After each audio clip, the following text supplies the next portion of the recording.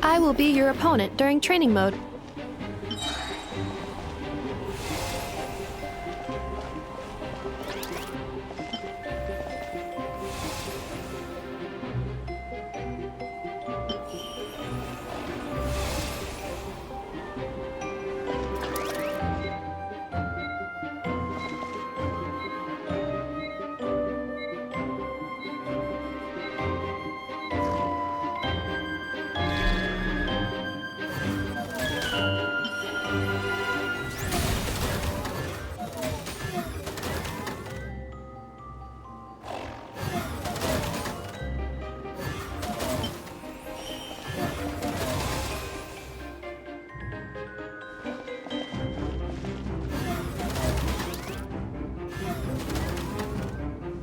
Special reminder, please check your starter rewards.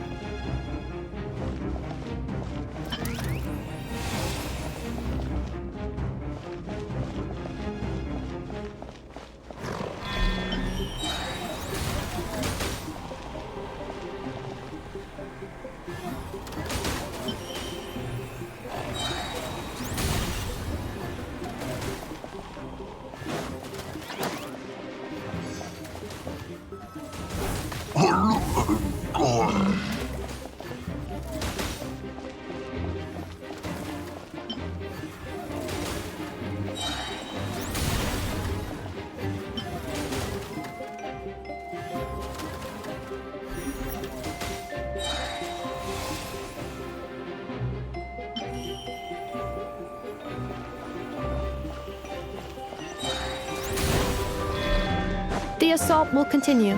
Please remain vigilant.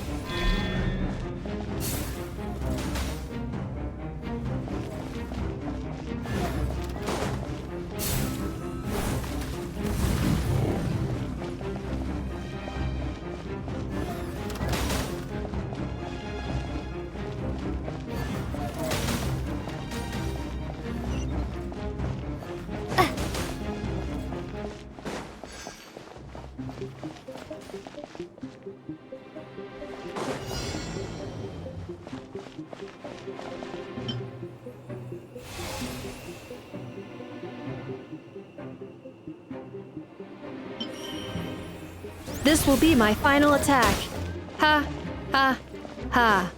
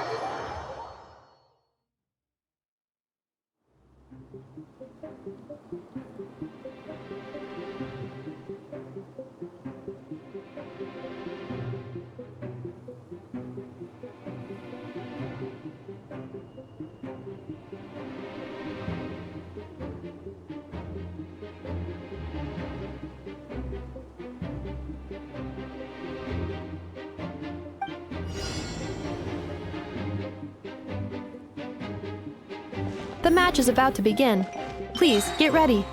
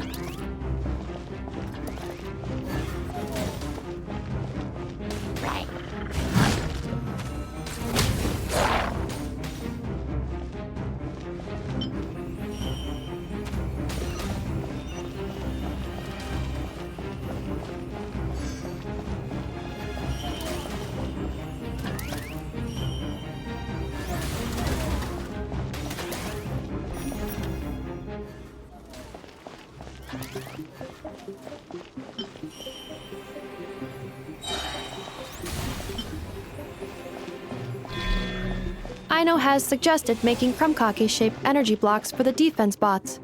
However, the chances of her accidentally consuming one would increase by 80%.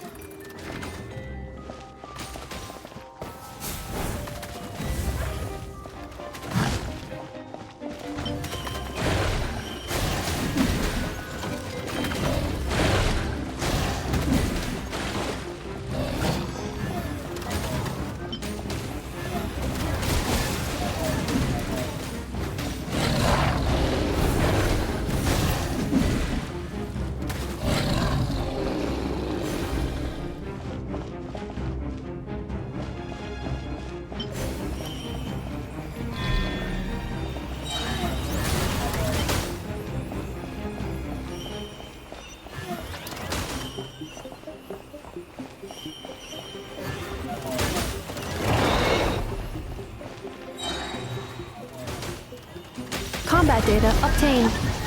Exceeds expectations.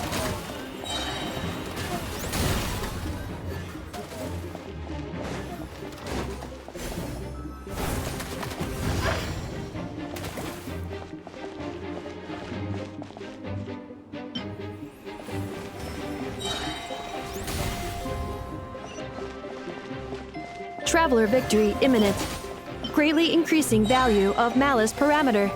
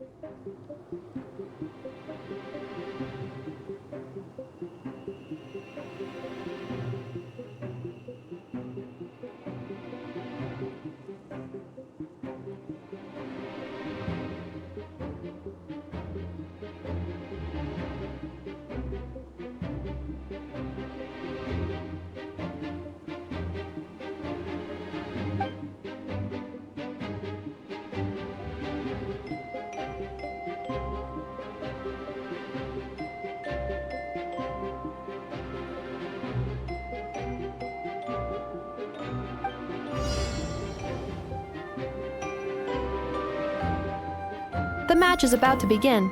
Please, get ready.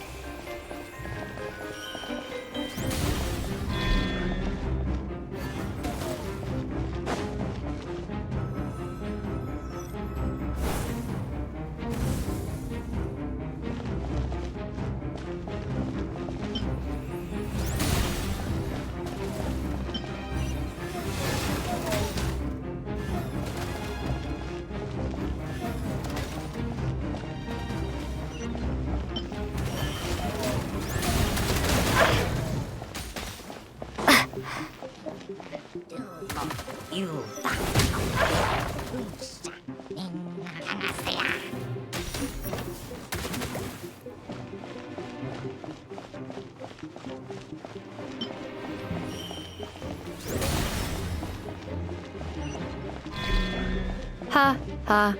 As long as I do not attack, I cannot be defeated.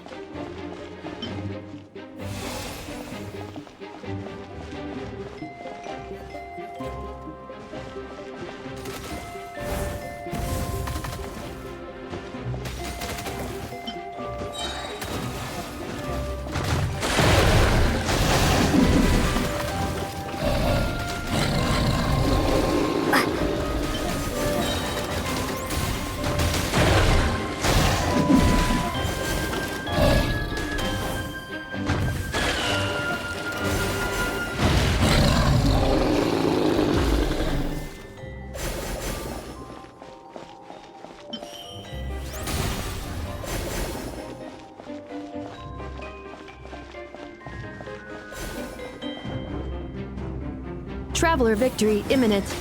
Greatly increasing value of malice parameter.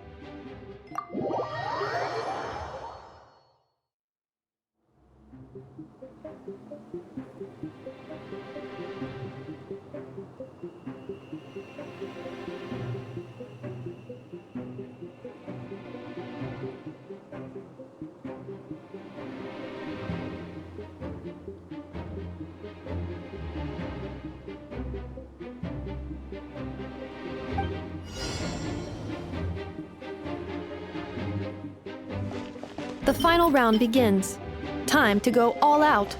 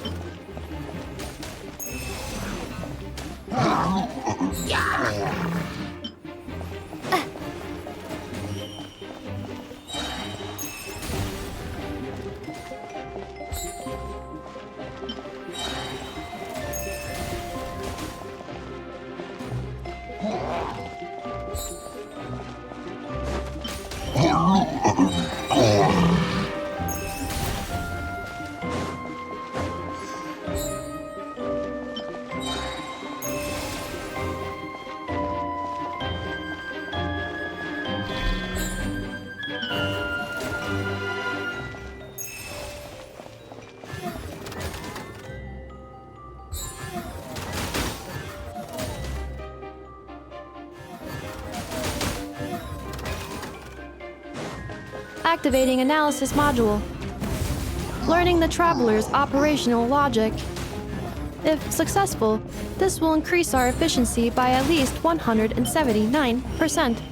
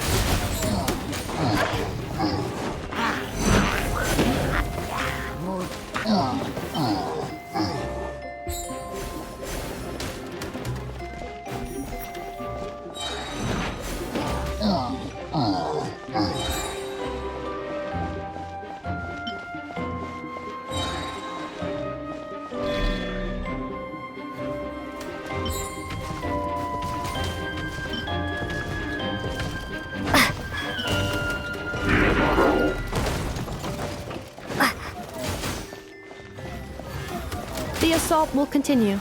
Please remain vigilant. Calculating efficiency of commands. 3 times higher than standard.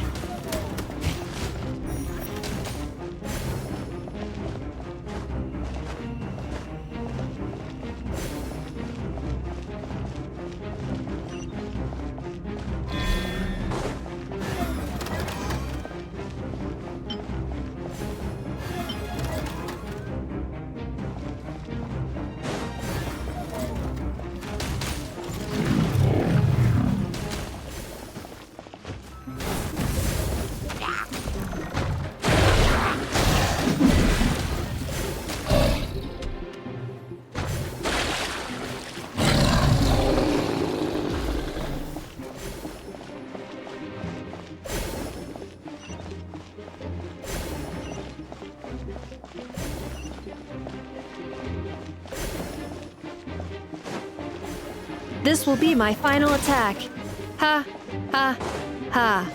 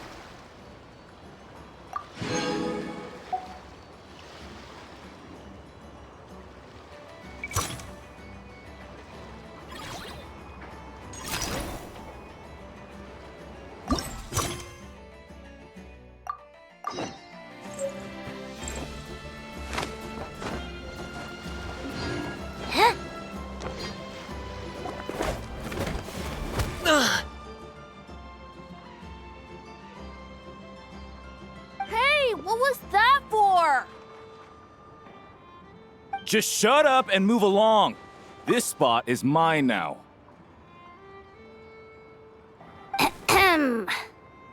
It's the lady in charge. We were just setting up our booth and he's trying to take it from us. A troublemaker, huh?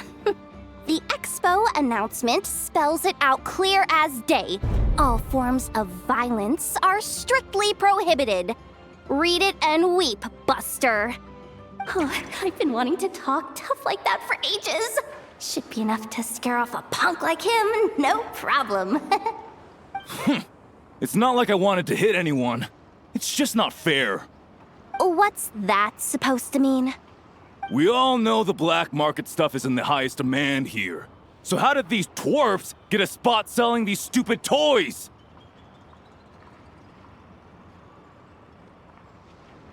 I did some digging, and guess what? Turns out these brats have connections in the Voynich Guild. Obviously, someone pulled a few strings to get them here. But me, I miss one stupid deadline, and that's when the rules start to matter? Give me a break!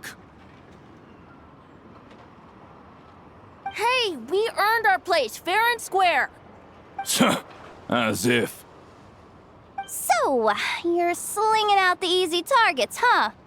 That might work for you on the outside, but not here and not under my watch. These kids earned the right to be here, same as everyone else. Don't believe me? Take it up with the guild. We'll see who comes out on top.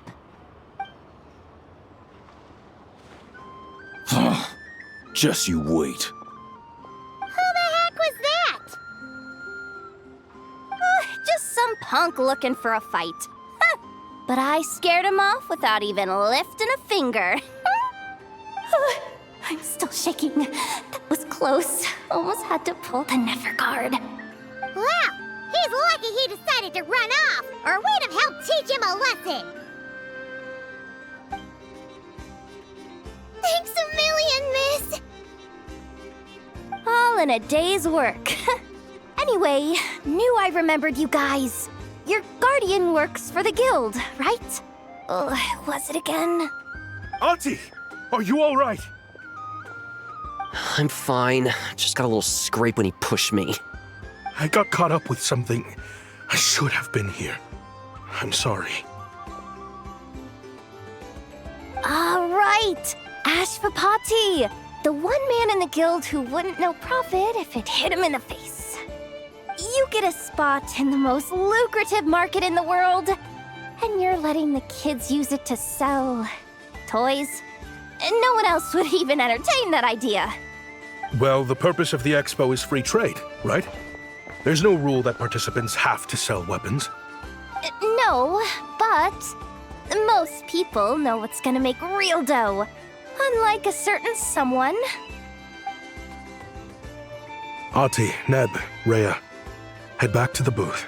If anything else comes up, you call for me, okay? Don't be reckless. Okay, got it.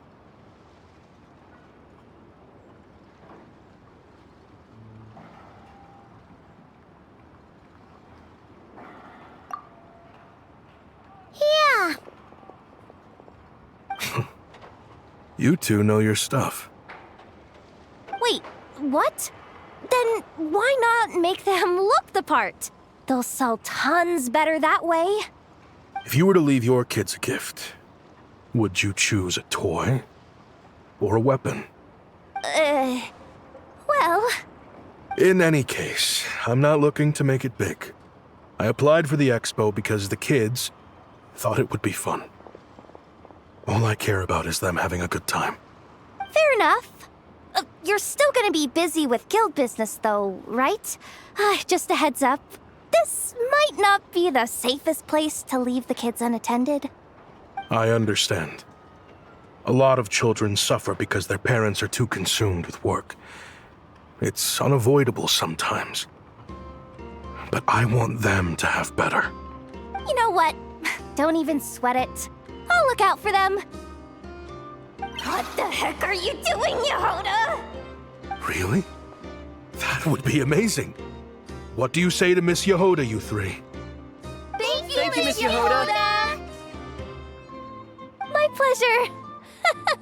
Just have them come find me if anything comes up.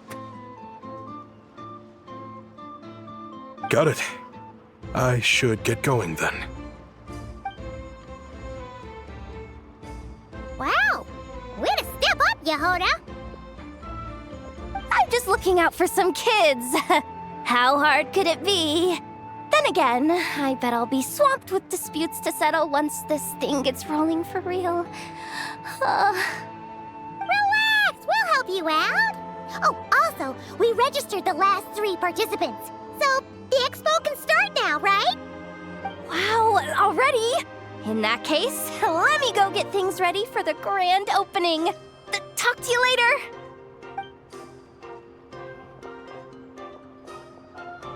She really does have a lot on her shoulders.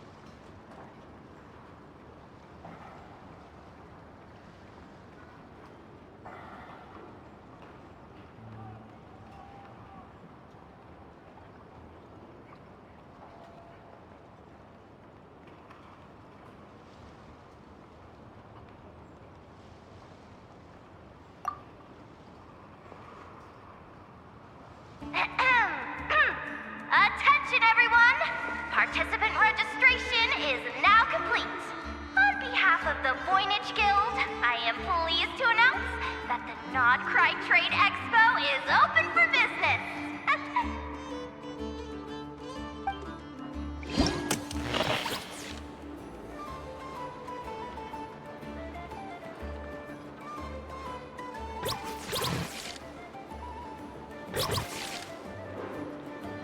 Whoa! There are so many people here now that the expo's officially underway. Should we take a look around? Or maybe check in on our friends first? You should give it a try. Katya's cooking will not disappoint you.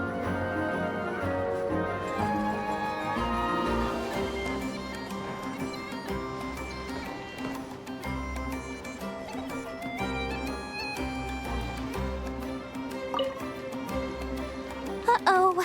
It's Lord Songima Bay! Oh, I wonder what we're in for this time.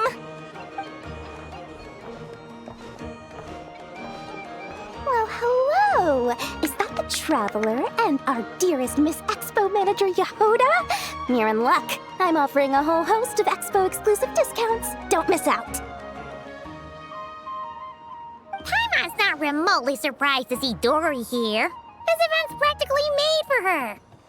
Yeah, she attends religiously every year.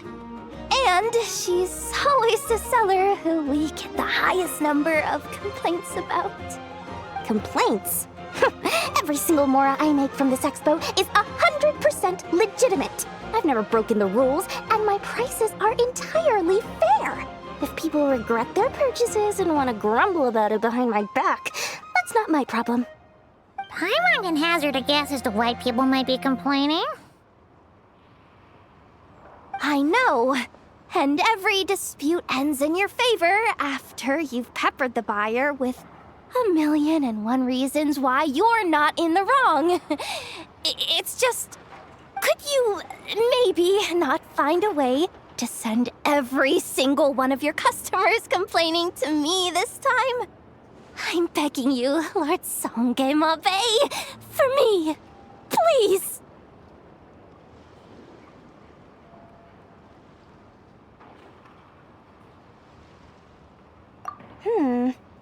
How about this?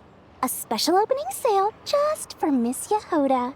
50% off! In other words, I'll do my very best to keep the number of complaints down to no more than half of my customers. Sound good?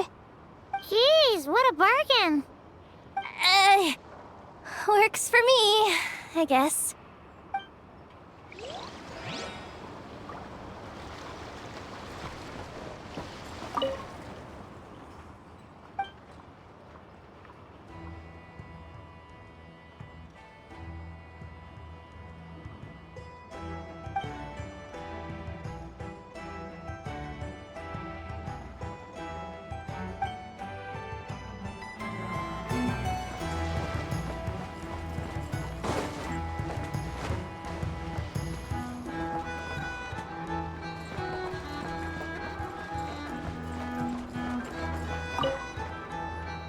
Have you been to the Clink Clank Krumkake Craft Shop's booth yet?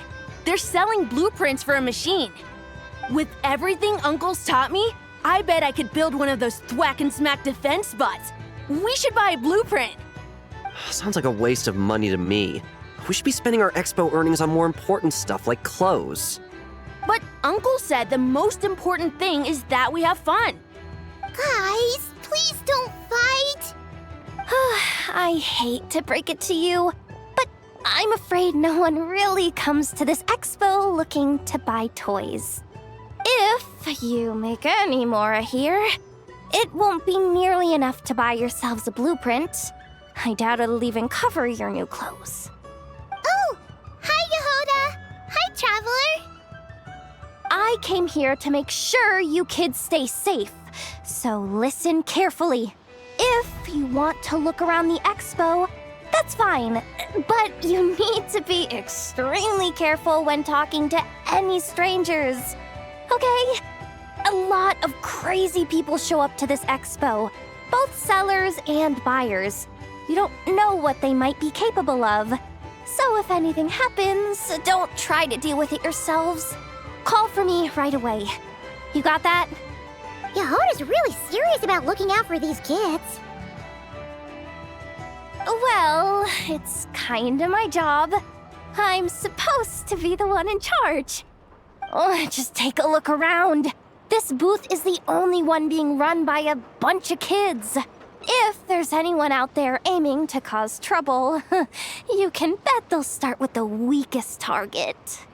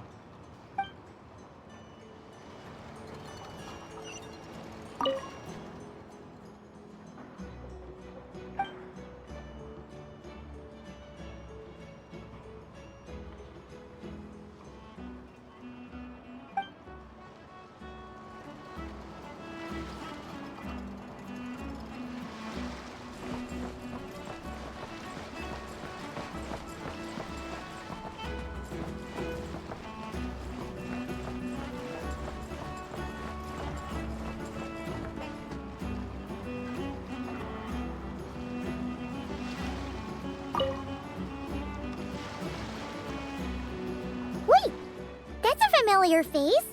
Isn't that v6.5? Why, if it isn't the Traveler. Knew there'd be some big names here. Let's get the official business over with first. Unfortunately, you're the first seller at the expo to receive a complaint. We've received word that the muskets you're selling are a few shots away from turning into scrap. Well, yeah. It's written here plain as day. Muskets for sale. Condition extremely poor. The internal grooves have been worn away and the ammo might be damp. Best practice is to pray that it doesn't explode before each use. Wait, so you weren't speaking in code to cover your tracks? Code? Yeah, sometimes people bring stuff that needs to be kept on the down low, so they dress it up as junk beforehand. Happens on the black market all the time. You're overthinking things here. This stuff really is junk. We were just gonna scrap them, but my superiors thought we might as well try and make some more off of them. And who knows? If the prayers are answered and the gun ends up firing a few times, the buyer hasn't totally wasted their money, have they? Guess not. I mean, a weapon on the brink of ruin that's still capable of considerable firepower. Doesn't that just scream black market to you?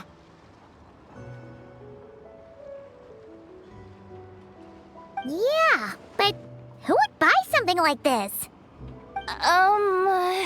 Maybe collectors who don't care if it works, and desperados who don't care if it explodes. Fair enough.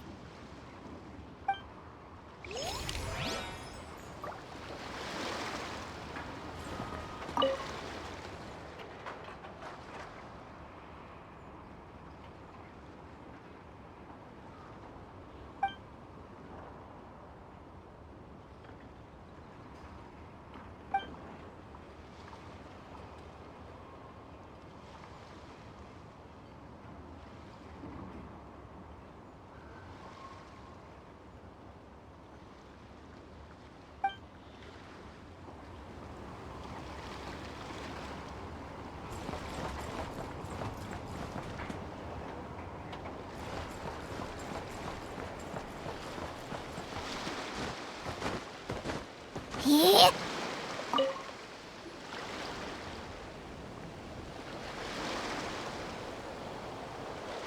Hey, look! It's our old pal leaving. Oh, it's you two! Been a while, hasn't it? Wait, you know this guy too? Okay, I'm slowly starting to get why Boss Neff asked you to help me out. Ah, you must be the expo manager. Was there something you needed from me? Nope, just checking in. You're just selling a few ordinary items, is that right? Mm-hmm, that's right. Okay. I mean, we've got people selling toys this year, so why not? You seem confused. In the right environment, ordinary items don't have to fetch an ordinary price, you know? I'm sure I'll meet someone at this trade expo who recognizes their hidden value. Cool. Well, you do you. I'm certainly not gonna stop you. What about you, friend? Care to do some business?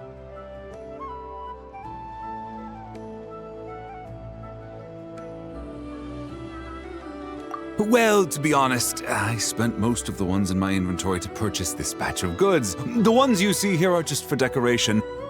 But I'm confident that I can make a killing here, so I'll be sure to make another batch of Box of Marvels should the opportunity arise later.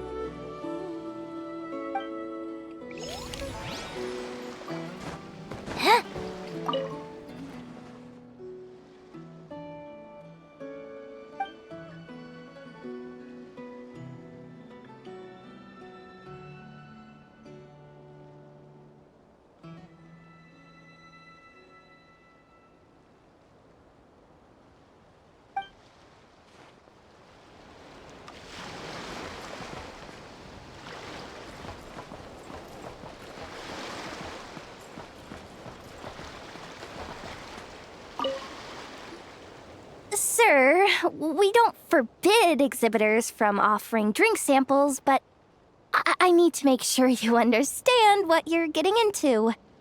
Any samples you offer are at your own risk. If anything goes wrong, like if a customer has a bad reaction to one of your products, the expo can't take any responsibility. Rest assured, ma'am, what you see here is 100% pure Mondstadt vintage. Straight from the Dawn Winery's cellars, actually. Really? Wow-wee! You don't often find Mondstadt wine this far away from home. Ah, you're telling me. If you try to ship this stuff through the proper channels, all the taxes and tariffs would send the prices skyrocketing. But that's where my connections come in. With me, you get Mondstadt wine at Mondstadt prices. Cool! What kind of connections? Hey! You can't go around asking people questions like that!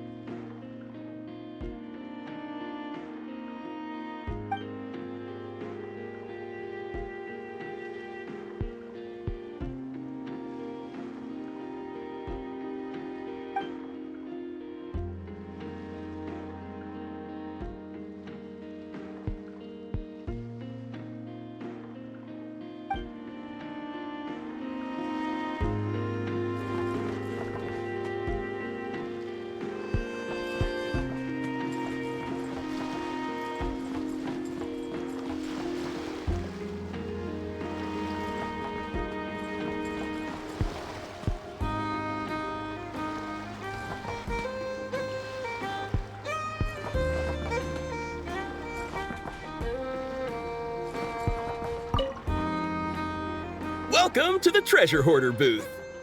The treasure hoarders have a booth? Yep, every year. This is the largest legal black market in all of Teyvat. The stuff they dig up is perfect for a place like this. But can one person really represent their entire organization? No way. Treasure Hoarder is just a catch-all title. Their internal structure is crazy complicated. The thing is, the members who'd apply to set up the exhibits used to give themselves ever more highfalutin titles. You know, to boost Spire confidence. Over time, it became an unwritten rule that each expo can only have one treasure hoarder booth. The different factions usually duke it out beforehand for the right to take part. To be honest, I see myself as a member of the Fruity Order first, and a treasure hoarder second.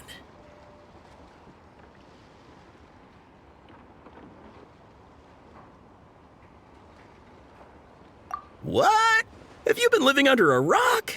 Ugh, never mind. You'll hear all about our heroic deeds soon enough. The Fruity Order's a familiar name around here, at least. They've been winning the Treasure Hoarder Expo rights for a few years now. Although, this guy's a new face.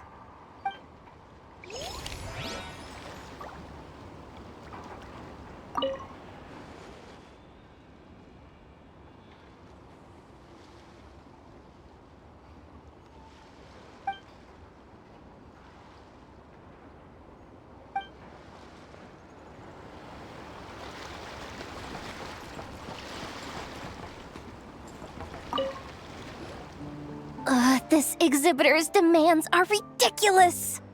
What's wrong? This exhibitor is apparently selling some rare Natlanese artifacts, and he's making some extremely unrealistic demands about how he wants them stored.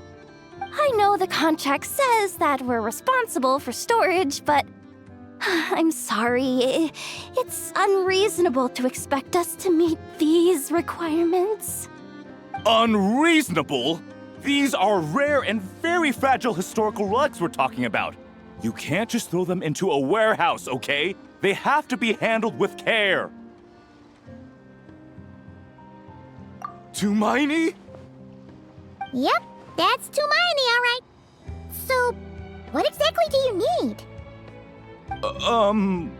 Well, I suppose I can use the assigned warehouse if I really have to. Just don't tell Granny Eatsley about this, please. Whatever Tumaini means, it seems like it carries even more weight than name-dropping Boss Neff.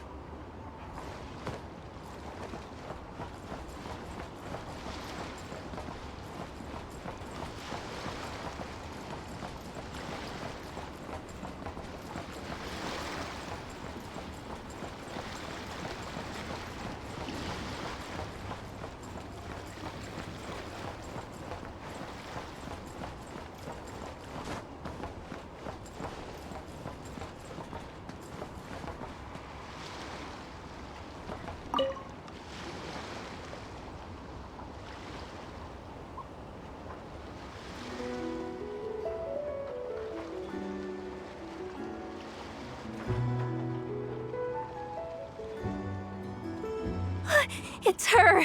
The boss of the Spina di Rosula! Huh? Uh-oh, things are about to kick off. What are you worried about, Yehuda? Shh! Don't you see him over there? Parasol Lady's the head honcho of the Fontanian underworld. Rumor is she pulled the crumbling organization back together and avenged her father with her own hands. Oh, we don't want to get on her bad side. An eye patch over there is a merc captain from Liyue. She has a fleet of her own that sails the seas. Most people know to steer clear. I was worried this expo might not be big enough for the two of them, if you catch my drift. So I kept their booths far apart. Looks like they wound up meeting in the end, though. You don't think they're butting heads already, do you? What am I gonna do? Hey guys! What's up? Oh, hey there, partner in Paimon. Partner? Can't go far in my line of work without hearing about the president of the Spina di Rosula or the champion duelist of the court of Fontaine. Thought I'd make some friends since the opportunity's presenting itself. Plus, now that the traveler's arrived, I wonder if these ladies might just agree to coming aboard for a drink. What's the traveler got to do with that? You're too kind, Miss Beto. So, the thing is, over there is a friend of ours. She's managing the expo, and seeing as you're all big shots where you come from, she was worried you might, butt heads. Is that so? Well, I think you can put her at ease. Yeah, and if there's anything we can do to help, just say the word.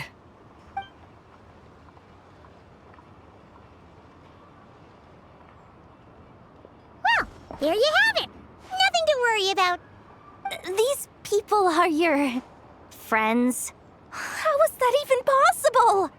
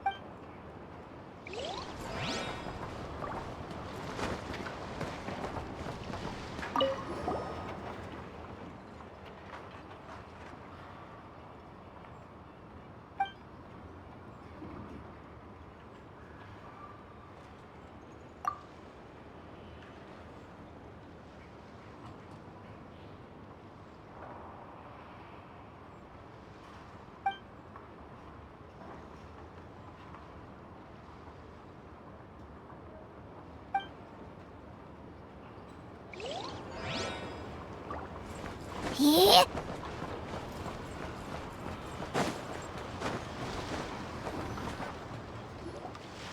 Wonder how Beto, Navia, and Ineffa's goods are selling. Let's go check! Excuse me. According to the expo announcement, you are in charge of mediating disputes between participants, correct? Just now, as Aino was about to return to the workshop, she got dragged into a conversation with some individuals who appear to have unofficial ties to the expo. My database does not have relevant information on how to address the situation, so I came to you for help. Unofficial ties, huh? Sounds a little shady. Come with me.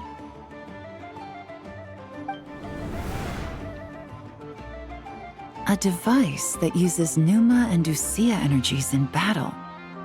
With that kind of tech, a bandit group could rob a caravan without even showing their faces.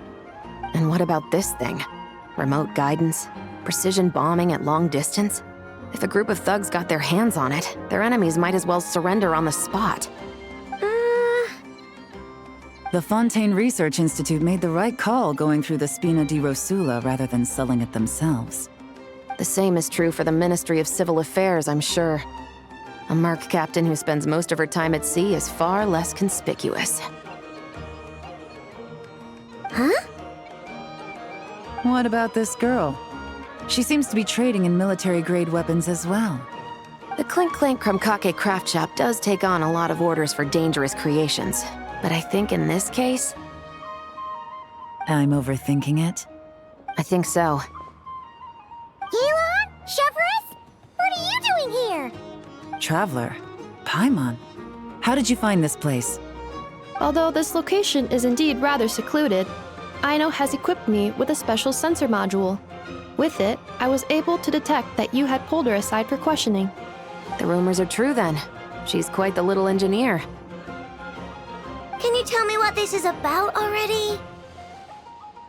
Apologies, but it's a matter of utmost importance, so I had to be sure. After our conversation, however, I can confirm that Aino is not involved in this case. Traveler, could you help us clear up this misunderstanding?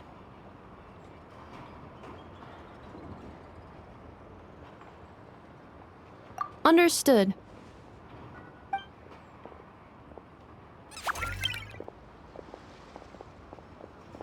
Based on our conversation just now, I'm guessing neither of us is the target the other is searching for.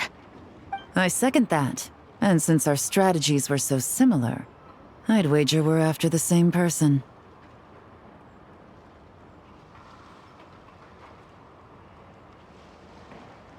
Yeah, Paimon thought so too. Well, I wasn't planning on dragging you into all this, but now that I appear to have gained an unexpected partner, I suppose I might as well explain. I trust you, Traveler, and Miss Chevrolet seems to do the same. With you here, I'm hoping we can avoid further misunderstandings. Agreed.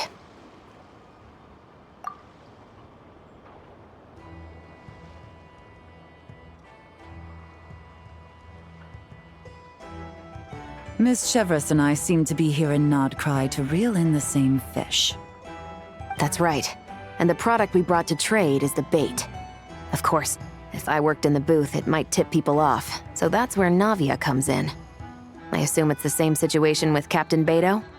So, does that mean your target is gonna be at the expo? Yes, there's a good chance it's one of the buyers. But, what about Nefer's golden rule?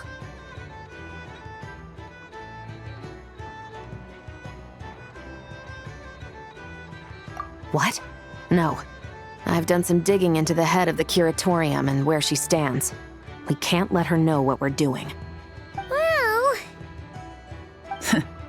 I wouldn't be surprised if she got the Traveler involved because she anticipated this from the start. If the Traveler has someone to answer to, then we should go. Fine.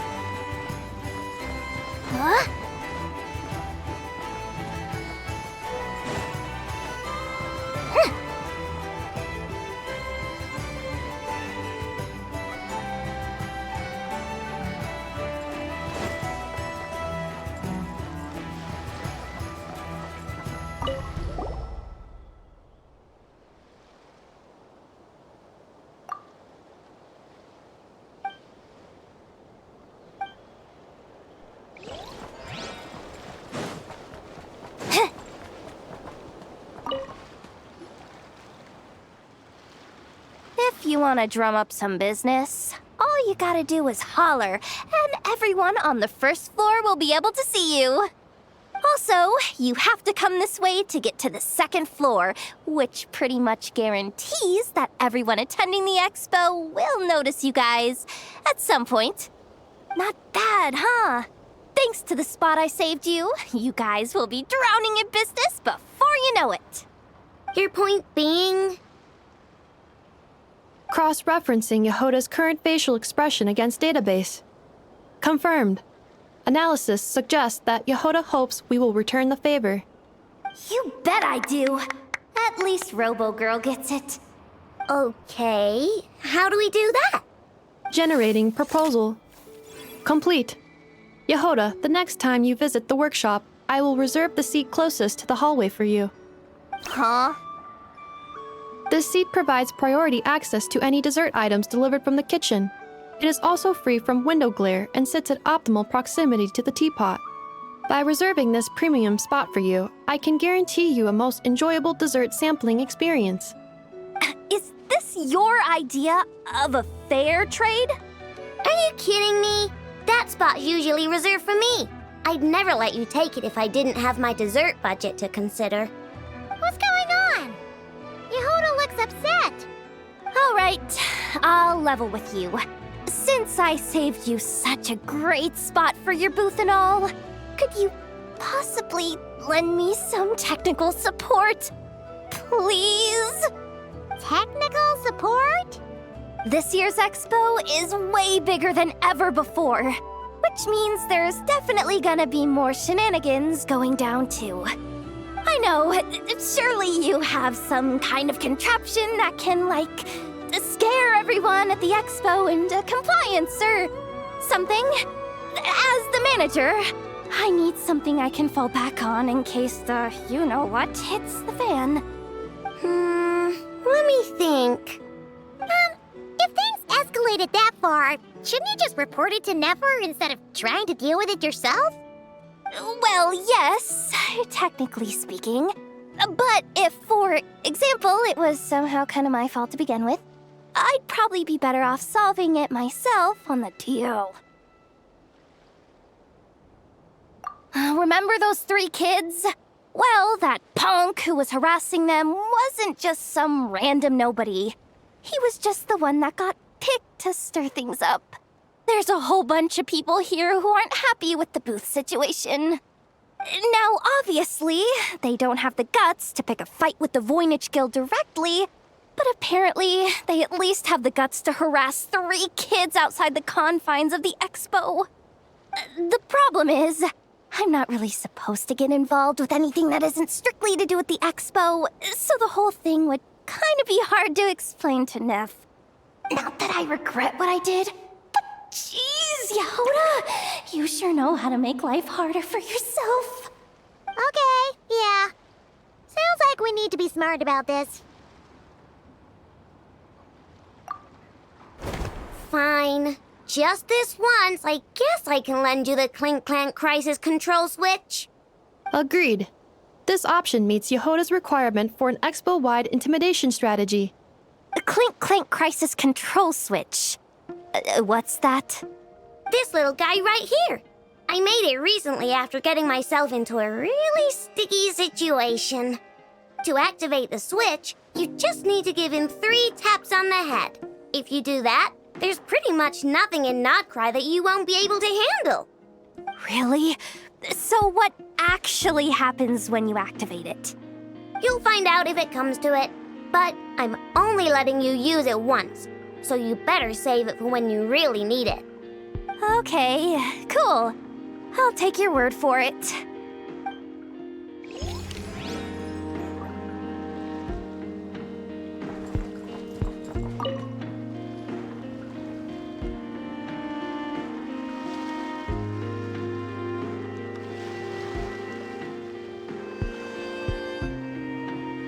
Watch out, Yehoda!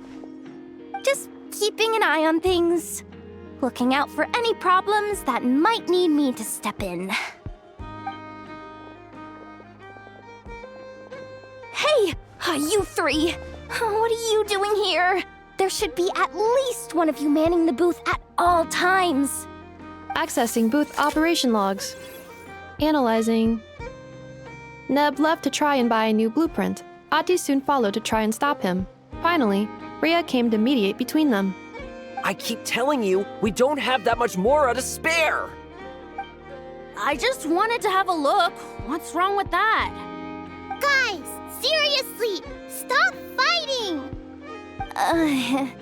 Here's the thing, Neb. Even if you could afford to buy a blueprint, I'm afraid I couldn't allow it. I know you like building stuff, but these designs aren't for toys like the kind you're used to. They're for weapons, which are very complicated to build and extremely dangerous. That's a load of baloney, dumpster diver. My designs are toys too, actually. Huh? You build a machine that can blast monsters into the sky, and in your mind, that's a toy? I mean, at the end of the day, is there really that much difference between weapons and toys anyway? Not where Knuckle Duckle's concerned. That's for sure. Ugh, that's not the point. Anyway, you there with the brown hair, you want a blueprint? Yeah! I want to make some thwack and smack defense bots too. I also have some design ideas of my own. And with your bots as the basis, maybe I'll be able to try them out for real. I get it. Your head's so full of ideas you want to bring to life that you can hardly sleep at night. You try eating some snacks to take your mind off things, but it doesn't seem to help anymore. Exactly! But what can I do? I'll never be able to afford one of your blueprints. Well, you must have blueprints for the toys you've made too, right? Let's trade! One of your toys for one of mine. Really? Thank you so much, ma'am! Is it ma'am or... It's Boss. Boss of the Clink Clank Krumkake Craft Shop.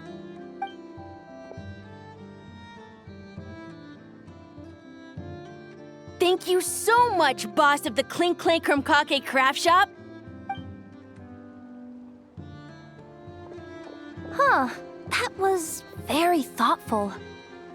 Who are you, and what have you done with Aino?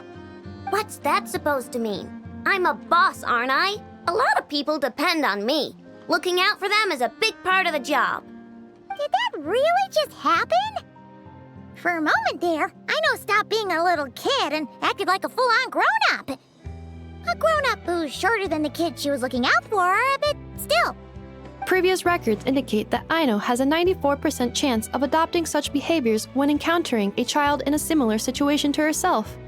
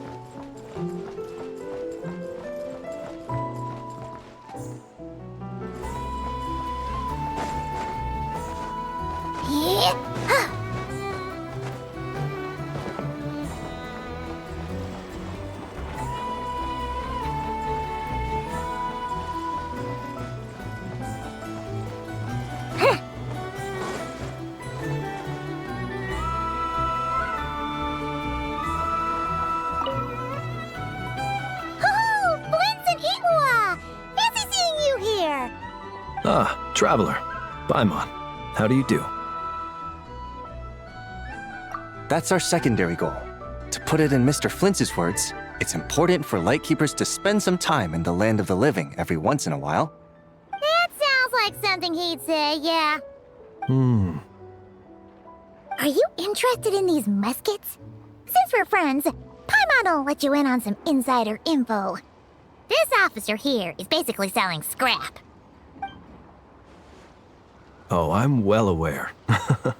The sign makes that quite clear. True. I'm interested in this particular piece because it brings to mind a picture I once saw. It featured several Ratniki and a Fatui officer who fought alongside them. The weapon that the latter used was identical to this one. The Fatui teamed up with the Lightkeepers? That's not unusual. I've heard similar stories from our older members. The owner of this musket must have been a hero who stood against the Wild Hunt as well. But why would you sell a hero's firearm? That's just how the rules work on our end. Everyone agreed to it. Whether it's a no-name sergeant like me or a renowned hero. Our equipment is to be collected and redistributed once we're dust on the wind. The stuff that's usable is given to new recruits. And the scrap is sold for whatever price it can still fetch. That way, we can at least put it towards feeding the grunts, you know? Better than following them to the grave. Huh. I think I'm going to buy this musket, Mr. Flint's. Could you tell me a few more stories about it when you get the chance? Of course.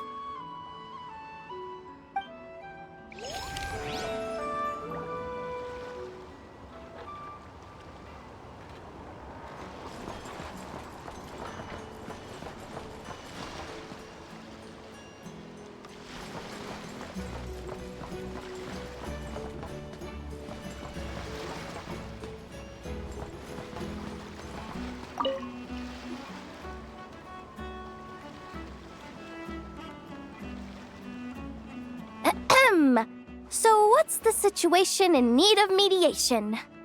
This person's been glaring daggers at me from behind since she arrived. Hey, you! I'm a member of the Fruity Order, you hear? What a coincidence. So am I. Wait, really? I first encountered the humor and intelligence of trendy Zaytun Peach in the New Tide anthology. Then I heard the legend of intrepid Valberry while I was in the Fortress of Meripede. The more I heard about your order, the more it drew me in. I've been searching for so long, but I was never able to find an actual member. So when I heard that the Nodcry Trade Expo was being held again, I applied under your name. And now, I finally get to meet you. It's those idiots. Stirring up trouble again, huh?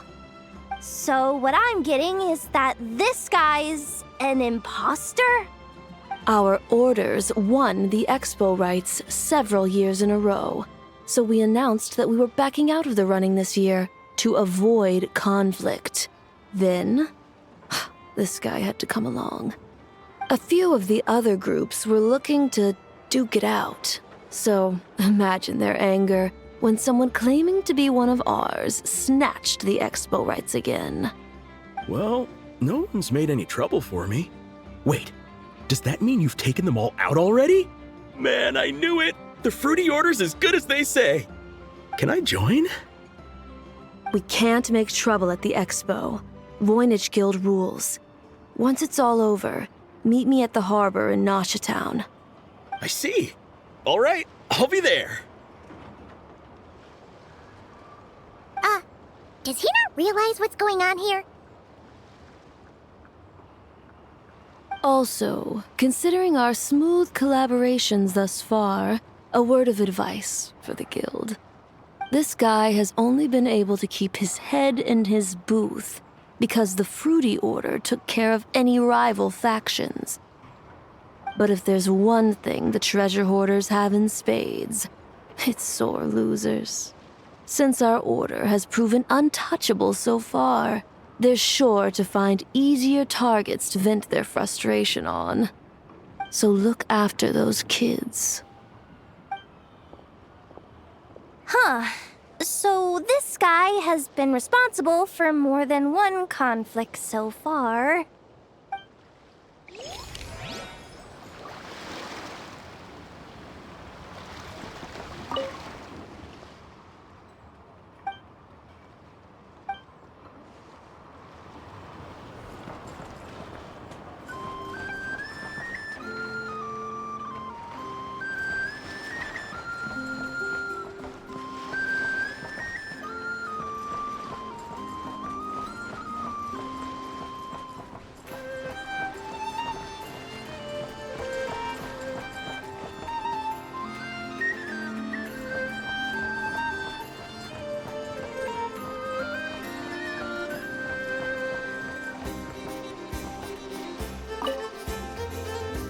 What do you think?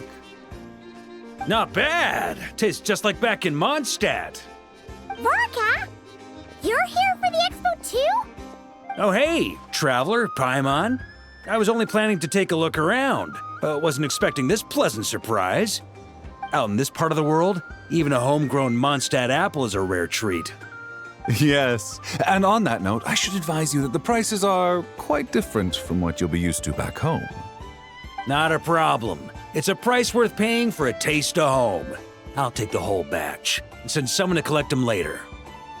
The whole batch? Huh. Looks like you've already made your money back, huh, Leben? Oh, and Varka, since you're looking for a taste of home, have you tried the Mondstadt wine next door? Apparently, he uses special connections to keep the import costs down. Yeah, I've tried it.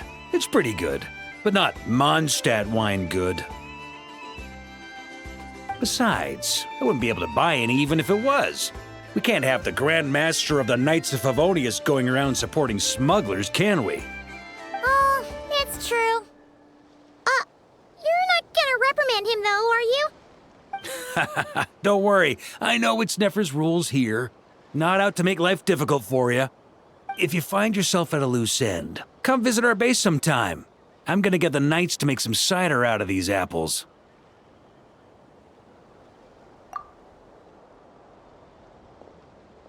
Oh, you're as generous as they say, Grandmaster.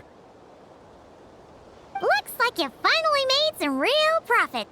Hey, don't make me sound so incompetent. Though I'll admit, I wasn't expecting to make my money back quite so quickly. Now I can start thinking seriously about my next venture. I'm planning on heading to Snezhnegrad, actually. I hear they're running low on lots of supplies because of Project Stuja. That's a business opportunity if I've ever seen one. With any luck, maybe I'll have the pleasure of seeing you there. Well, good luck out there. Hope you strike it rich.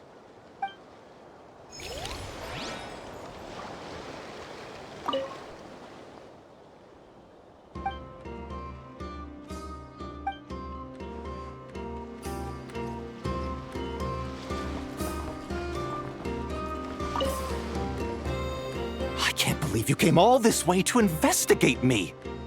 Still, as a member of this expo, I'm protected by the Voynich Guild. There's nothing you can do to stop me. I know. That's why I'll be taking this up with them directly. It's been a while. What brings you here this time? Are you representing the Dawn Winery, or are you here as Owl? Take your pick. Even Owl would take issue with people smuggling the winery's products. I understand, but please be assured that I would never pit the rules of the Voynich Guild against the interests of the Dawn Winery. Our long-standing collaboration is far too valuable to me for that. No faction exists in Nodcry that can impose their will on everyone else. The rules we have now are a result of the tug-of-war between them all.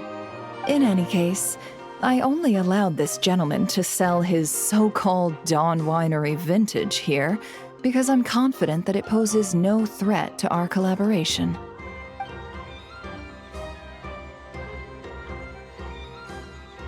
I see. So this isn't from our cellars at all. It's not even from Mondstadt. You? I'm guessing you learned a few of our winemaking techniques, then brewed your own liquor using local ingredients from Nodcry. Imitations like these are no threat to our business. Oh, just you watch. One day, my wine will leave the Dawn Winery in the dust! I'll grant that your wine is a perfectly palatable product. But the fact that you didn't dare to sell it without attaching our name to it speaks volumes. That alone tells me that I'll never need to worry about any serious competition from you. Leaving so soon? Can't I persuade you to come to the Curatorium of Secrets for some tea with me and your two old friends? Hey there! It sounded like you were discussing some pretty serious business, so Paimon didn't want to interrupt. I'm afraid I'll have to decline. That's a shame. Next time you're back in Mondstadt, pay a visit to the Angel's Share. At least there, I can offer you a genuine Dawn Winery vintage.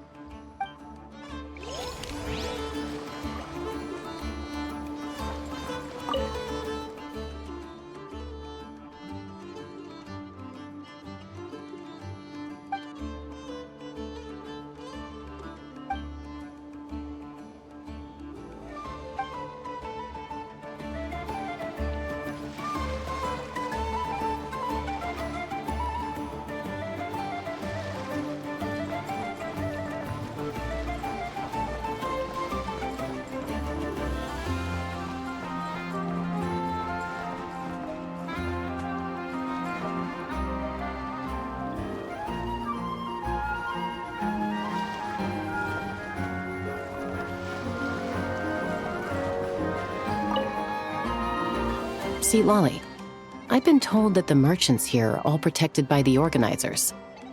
I'm afraid confronting him myself will be more trouble than it's worth.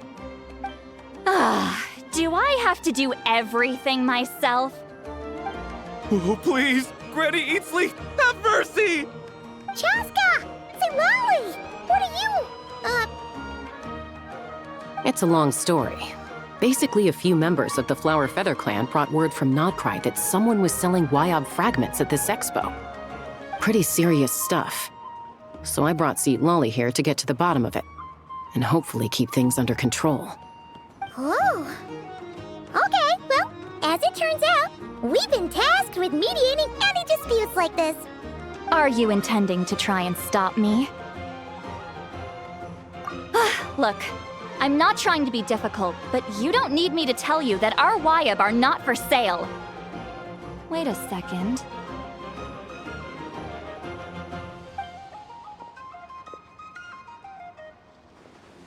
This is just a shard of a Wyob pillar.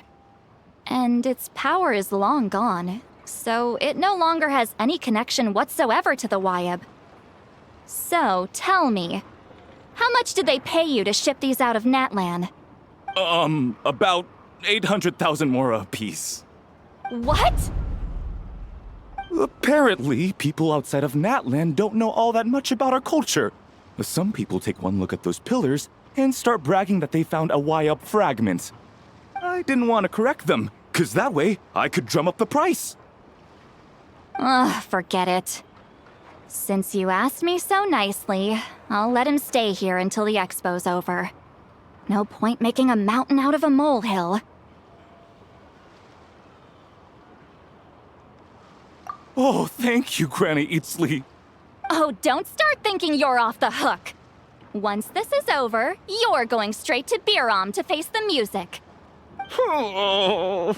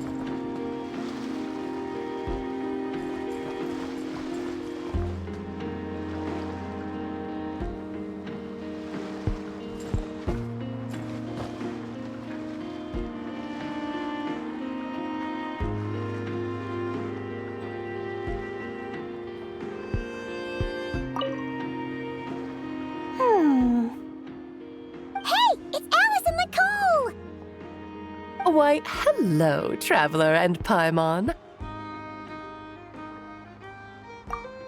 Oh, quite the opposite. I'm her supplier. Nicole came up with a delightful new pricing method recently, which I've asked dear Dory to try out. We're here today to see how it's all going. What sort of pricing method is that? Curious? Well, allow me to explain.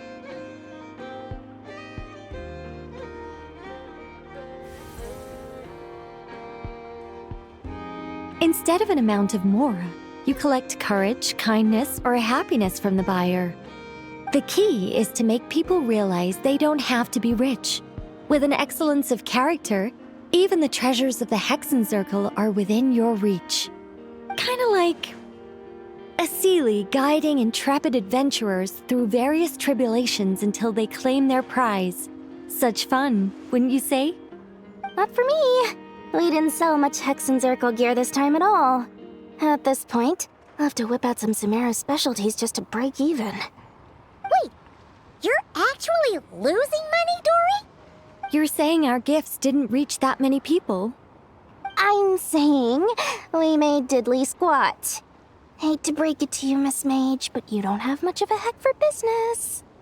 It might not have made much, but this has been quite a fun little experiment. To make it up to you, all the revenue from our merchandise is yours to keep, Dory. Oh, they don't call you a great mage for nothing, Miss Alice.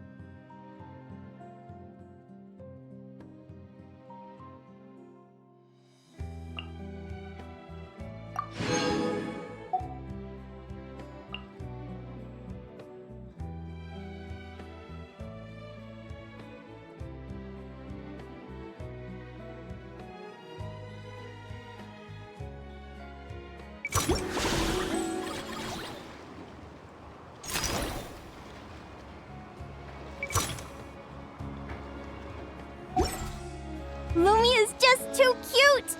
But she does have a bad habit of swapping.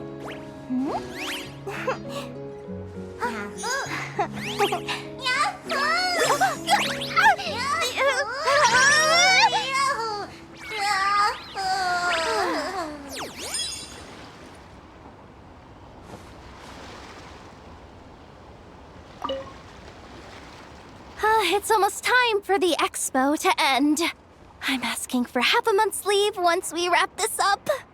Finally got time to relax, huh, Yehoda? Yeah, thanks to you. Oh, things are pretty calm right now. Should be smooth sailing from here on out. Sorry, but I've got a problem over here. Same here. Yehoda! You just jinxed it! Someone made off with a batch of my goods using the goods first, pay later method. I thought the guild was the guarantor, but then I went to redeem my money and no dice. The same thing happened to me. Goods first, pay later. That convenience is for exhibitors only. It works because their goods stored in the warehouse can be used as collateral. The buyer did have guild-supplied certification. In that case, he's one of you. Pick him out of the crowd and we're good to go. The person I talked to was a tall, thin young man, but I don't see him here. The one who bought from me was on the chubbier side. And nope, no sign of him either. Wait, so it wasn't the same person? Miss Yehoda, we need help! Ahti went into town a while back and we haven't heard from him. What? Why would he do that? He wanted to use the moral we got from our exhibit to buy everyone a little something in return for looking out for us. So he headed out alone. Gods, this kid... Wait, Did he have your certification from the guild with him? Yeah, he's our older brother, so he's in charge of all that stuff. Oh, this is bad.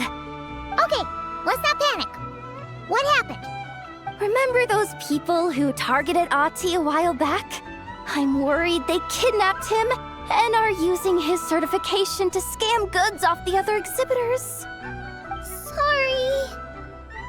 Oh, this isn't your fault. Should we rescue Ahti first?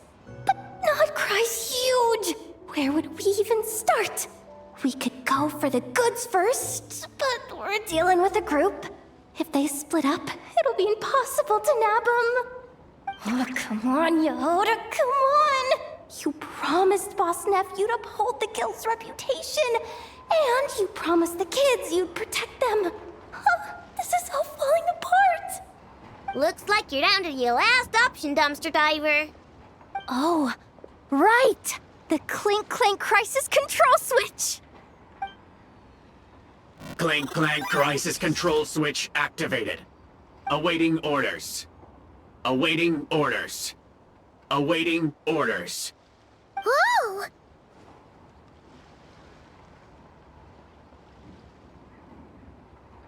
Activating the switch gives you temporary control over all the robots in Nodcry.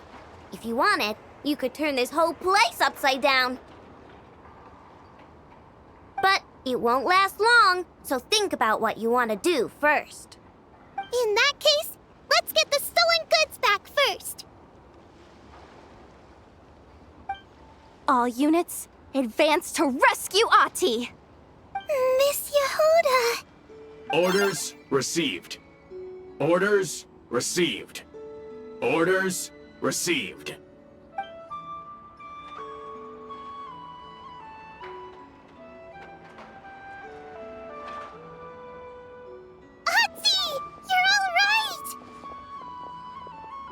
Sorry. I made you all worry. If anyone should be apologizing, it's those awful people who took you. You just wanted to repay everyone's kindness. They stole my expo certificate. Did that cause trouble for anyone? Let's just focus on one thing at a time. Inventory complete. All goods have been retrieved. See? Told ya! With the Clink Clank Crisis Control Switch, there's no problem in Nodcry you can't handle. With so many bots around, we didn't have to choose between the rescue and getting the goods back. We were able to do both.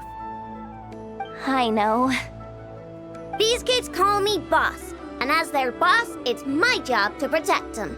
No way I'm letting them get in trouble with the guild. Thanks, boss. Aino's a great person to have on your side, huh? To be honest, I could hug you right now. But I think I'll have that vacation first. Oh, right! I owe you a hot dog, don't I?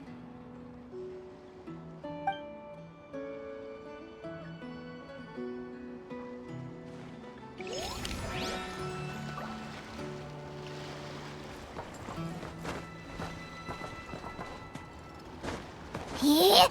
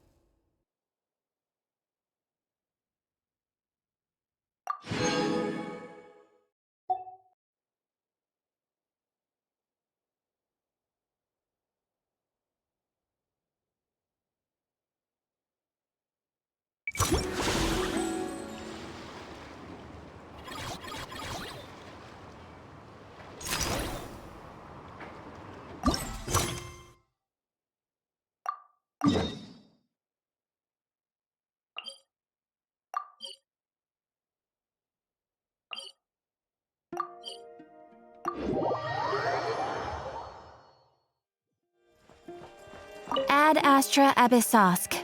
Welcome to the Adventurers Guild. Thank you for completing today's commissions. Here is your reward. Ad Astra Abyssosk.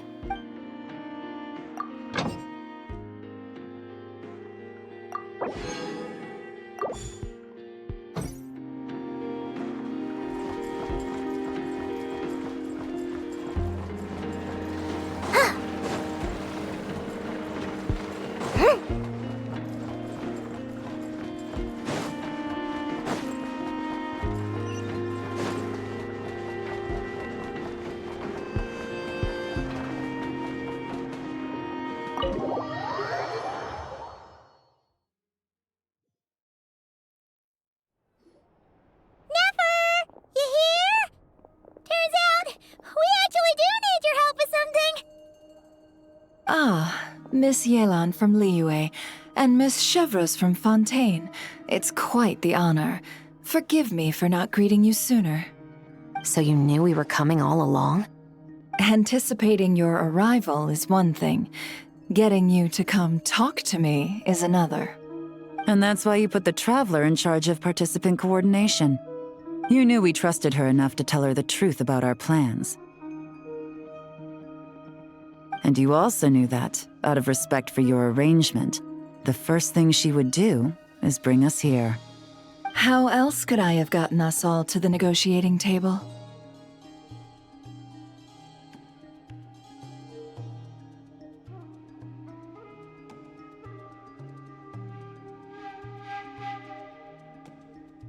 Forgive me for not cluing you in, Traveler. I had a feeling things could get complicated, so caution was vital. Rest assured, you will still be compensated as promised. So, can someone explain what's going on here? Yes. Might as well get it out in the open, ladies. You two were going to exchange intel sooner or later, correct? No better time than the present. Recently, the bandits at our border have become more aggressive. We don't know how, but they seem to have gotten their hands on some kind of weapon, which has made them a lot more dangerous. The caravan transports have been helpless against their attacks. We're facing a similar situation in Fontaine.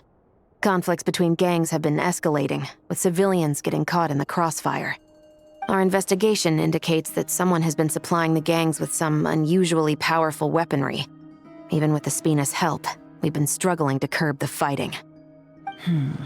In which case, I think we can confirm that we're facing arms dealers operating on an international scale. Yes, and their cover has been ironclad. There hasn't been so much as a trace leading back to them, until their most recent operation. Let me guess. Someone leaked where the weapons are coming from, and it pointed right to the Nodcry Trade Expo. Exactly. I see. Well, weapons tend to be a hot commodity in a market with no restrictions. Say that the person you're searching for is in attendance. Does that mean you're prepared to ruin the expo to nab them? I won't lie to you. Catching this person is my top priority. How about this? In the spirit of being a good host, you give us a bit of leeway to do what's necessary. And in return, we won't do anything to undermine the expo. All deals made at the expo are protected, including those that would be illegal elsewhere. It's the entire purpose of an event like this. The Voynich Guild gets a cut from both the seller and the buyer, so we have a duty to uphold that principle. I can't just let a customer get scooped up by the authorities while everyone watches. You said this was a negotiation, but you don't seem prepared to compromise. Let's think about this. Maybe there's another way? Only deals made through the expo are protected, correct? Oh? Theoretically speaking, were any deals to take place outside of the expo's scope, I would have no right to interfere. Good. Then we can promise that the rules will be followed. I want insurance, then. To hold you to your word, the Traveler must be part of all operations related to the investigation. We have a deal. Then you have my thanks in advance. Looks like negotiations are a success! It's the best outcome I could have asked for. I appreciate the help, Traveler. In that case, do me one more favor, would you? When this is all over, I want to hear the real story behind everything that goes down.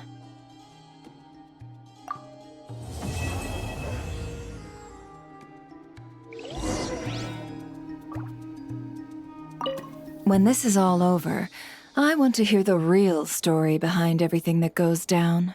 Looks like we'll be working together quite closely. The pleasure is all mine, of course. This whole negotiation really feels like something out of a light novel.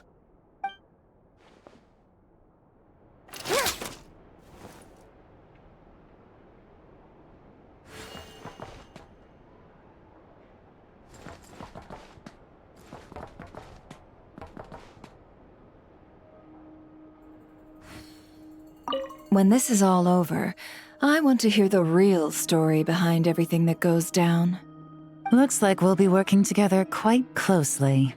The pleasure is all mine, of course. This whole negotiation really feels like something out of a light novel.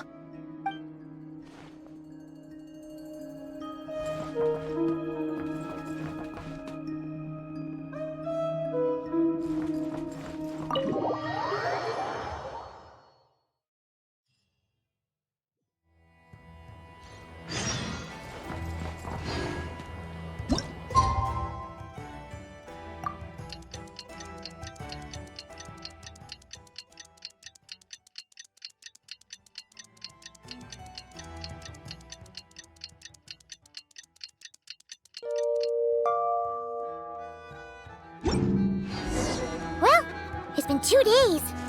Wonder how the investigation's going. Let's go check in with Yelan and Chevres.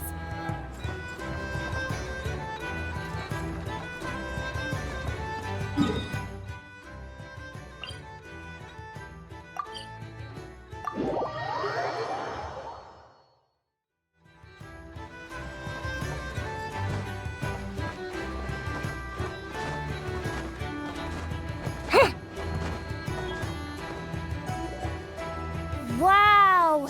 Can this launch blaster thing really shoot stuff from that far away? It does launch and blast things, but it's actually called a ballista. And yes, it can.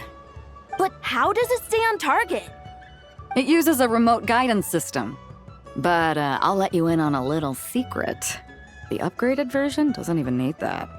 Can I give it a try? Oh, not a chance, kid.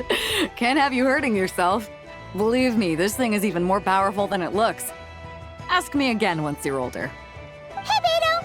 What you up to? Oh, it's you two! I was just introducing our product to these discerning young customers. Paimon thought you were here for some, fishing? Wait, are these three? What? No, of course not. The kids were just curious, that's all. I'm sorry. Are these three preventing you from doing business? Let me get them out of your hair.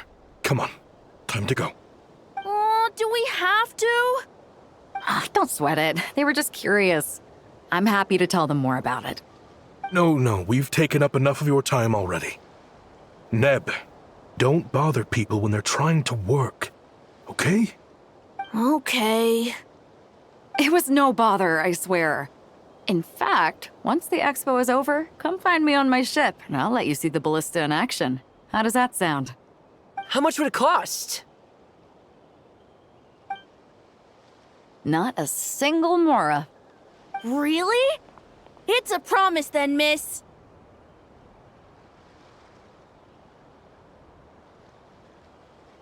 Your vessel. It's a battleship, isn't it?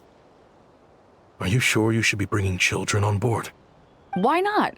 Whenever we're docked back in Liyue to pick up supplies, I always let the kids around the harbor come aboard to play, and boy, do they love it.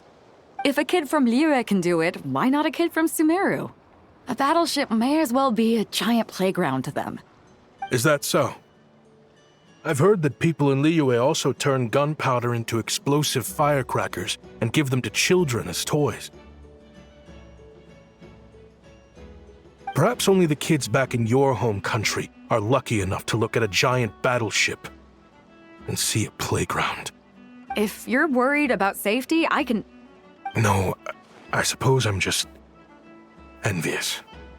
That's all. I'll be sure to bring them over if we get the chance.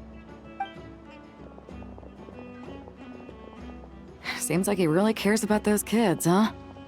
Anyway, what did you want to talk about? Oh, just wanted to ask how it's going with the top secret, fishing. Did you reel in the catch of the day yet? They're circling the hook just fine. Just waiting for a bite. Whoa! Where did you come from? Shh. Well, that just proves my point. Something like this would only see more use in Fontaine. Ah, except you never find something like this for sale there. Better jump on the chance now before it's too late. Excuse me? He's coming this way!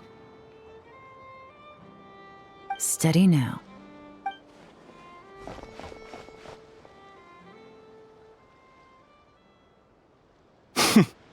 That's mighty expensive. Well, no one's forcing you to buy it. If you're not interested, you're free to move along. What? Come on, there's no rule saying we can't haggle. The Voynich Guild gets a cut of whatever I sell. Obviously, that's factored into the price. Don't like it? Take it up with them. Listen, I can tell this is something special. If you're willing to go a bit lower, I'm prepared to cut a huge deal. I know it's something special, so I plan on getting paid what it's worth. Perhaps there's a way we can both get what we want then. What are you implying? Well, Nod Cry's a big place. Surely this expo isn't the only place we can cut a deal. Oh? What would you say to working this out someplace else? Somewhere the guild can't get a cut? That means no guild protection either. What will I do if you run off without paying? Considering the giant sword you've got handy, if anyone's getting robbed, it'd be me, don't you think? Point is, we're both going out on a limb here. But the reward's worth the risk. Fine. Name a place. As a registered participant, though, I'm too close to the guild. If we don't want them catching on, I'll need to send a proxy. Smart thinking. Let's meet here, then.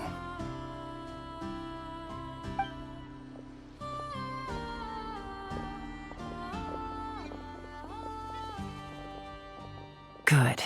He took the bait. Let's go elsewhere to discuss our next move.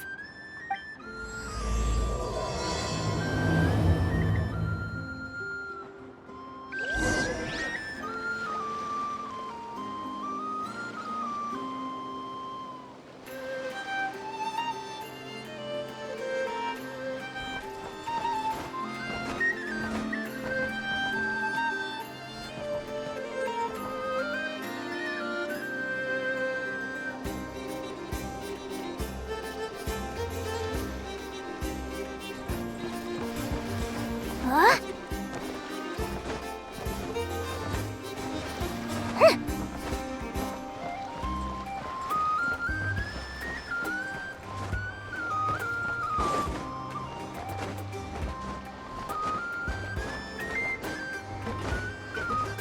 Huh?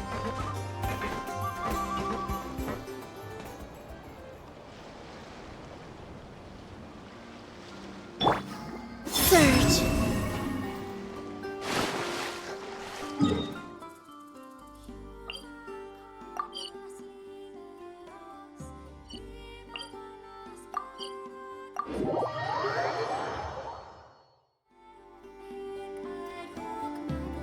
Captain Beto's hook was what got him in the end, huh? Oh, I didn't get a chance to show off how convincing I can be. This isn't tabletop troop, Navia. In real life, persuasion takes a lot more than a dice roll. I brought a product tailor-made for Fontaine because I thought the group's activities were limited to that area. Turns out, we're dealing with an international crime ring. So I suppose it makes sense that Captain Beto's bait was more enticing. It's a good thing we teamed up. We wouldn't have gotten far without your intel either. Gotta ask though, how did you know these guys would be so quick to abandon the expo? I read their file. Nothing's off the table for them when profit's on the line. When it comes down to it, they'd see the protection the expo provides as just more red tape. Something to work around rather than with. Just like the law. So, we meet up with this guy, catch him, and problem solved, right? No. The person we're meeting is just an underling sent to scout the situation. We're after the leader of the whole ring. And after observing the situation over the past 2 days, it's clear they have undercover agents waiting in the wings. If something happens to our point of contact, those agents will scatter to spread word of what happened, and whoever is behind this whole thing will know we're onto them. In that case... We have to get the jump on them all at once, and use them to get intel on our real target before he has a chance to react. Forgive me for pointing out the obvious, though. We have nowhere near enough personnel for that. If even one of the agents escapes, it's over. Let me guess. You'd rather follow this deal through to the end to lure out the real culprit? Nice idea, in theory. The problem is, in my experience, that person would never show their face for something like this. I can work around that. But only as long as the deal goes ahead. So, you're planning to trail the person picking up the goods. I suppose that could lead us to the big fish, but that would mean we have to actually hand over the weapon. Aren't you worried about putting something that dangerous in the hands of criminals? We can control how dangerous it is. But if we followed your plan, could we really guarantee that not a single agent would get away? You're telling me you really have a way to mitigate the threat of that weapon? You're telling me that you really have the wherewithal to carry out a large-scale search and seizure operation in Nodcry? Are they having a fight? They're both experts in this sort of thing. A lot of back and forth is to be expected. Don't worry. I think they're getting along great. A successful collaboration requires trust. And a willingness to make concessions. So how about this? I'll meet up with the underling as planned and stall him as long as possible. While I'm keeping him busy, you round up the rest of the agents. Sound like a plan? Yes, I appreciate the trust. And I promise you, not a single one will get away. See? Like 2 peas in a pod. Traveler, you should come with me to meet the buyer. After all, we promised Nefer you would be involved in all our operations. The Traveler is kind of a famous face around these parts, though. Then, you can serve as backup. Remain hidden, and on the off chance he tries anything, it'll be 2 against 1.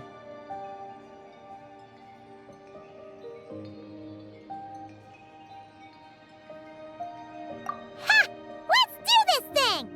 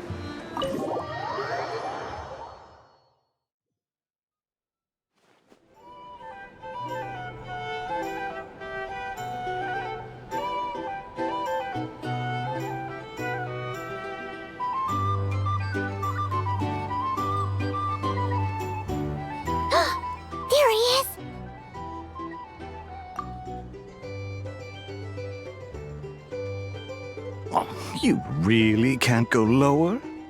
Best I can do is shave off the amount the guild was going to take. You're a tough nut to crack. How do you plan to deliver the goods? Depends on what you need. You don't look like you're from around these parts. So I'm guessing you need sea transport? Yes, but there are a lot of eyes on the port. It would be better to dismantle the product and transport the components in crates. That might be tricky. If you're worried about getting caught, then let's bypass the port entirely. We can launch from a secluded shoreline and use our own boat for transport. Sorry. But I'd still prefer to have it dismantled and stored in regular crates.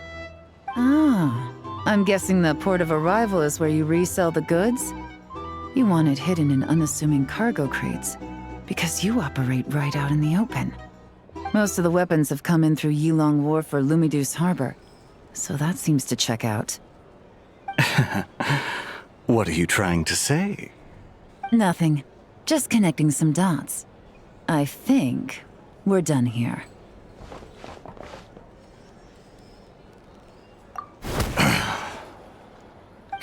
Take that! Out of the way! It's one of the undercover agents! He's making a break for it! The captain of the Special Patrol will take it from here.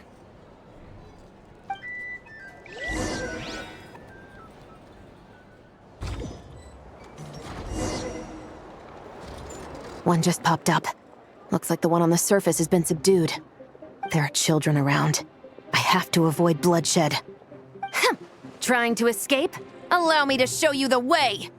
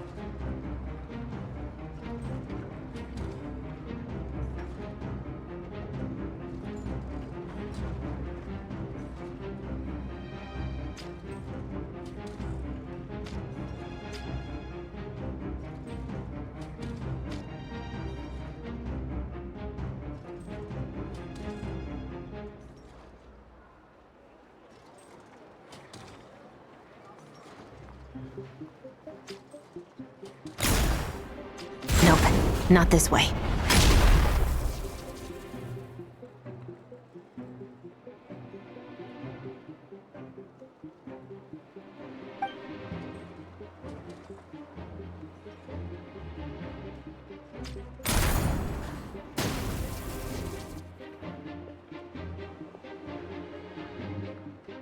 Had enough? Then turn around!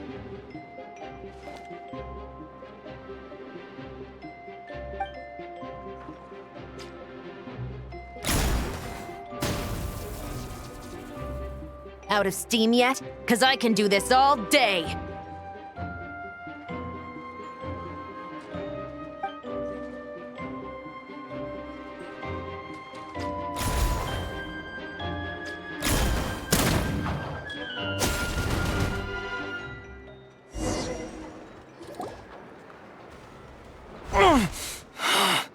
My leg!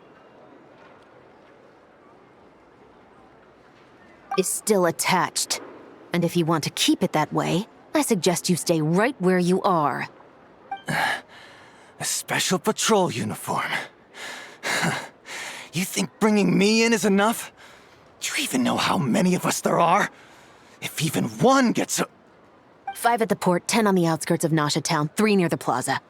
Factoring in you and the buyer, that makes 20. Save the best for last, right? How did you... Don't even think about it.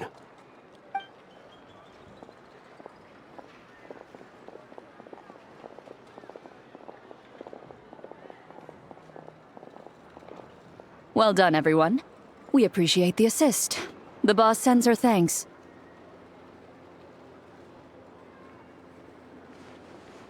It was an honor. Without the Spina's help back in the day, we never would have been able to make it in Nodcry. It was about time we returned the favor. What? I needed to make you seem intimidating to get these local gangs on our side. We've been over this. Yeah, I know. But hearing you call me boss will never not be hilarious.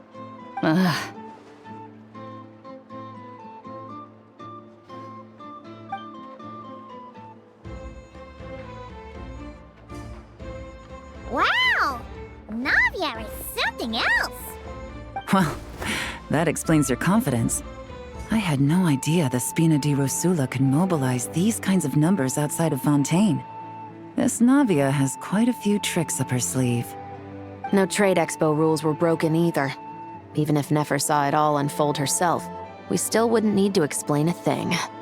Except for the guild's broken signboard, I would imagine. It was an unavoidable sacrifice. At any rate, I suppose the next step is to get these birds to sing. Should be an easy job. The Maison Gardiennage has a reputation for highly effective interrogation tactics. And if that doesn't work, I've heard that spies from Liyue have their ways of making people talk as well. Yes, that means the operation was a success, right? So far. Once we get someone to reveal who the mastermind behind all this is, that's when the real work begins. I'm sure that person is in hiding somewhere far removed from the expo. But as far as our deal with the curatorium goes, I think that's a wrap. Shouldn't we update Nefer then? First, we need to figure out what we can learn from these agents. We'll be in touch once we have the information. Then we can head to the curatorium together.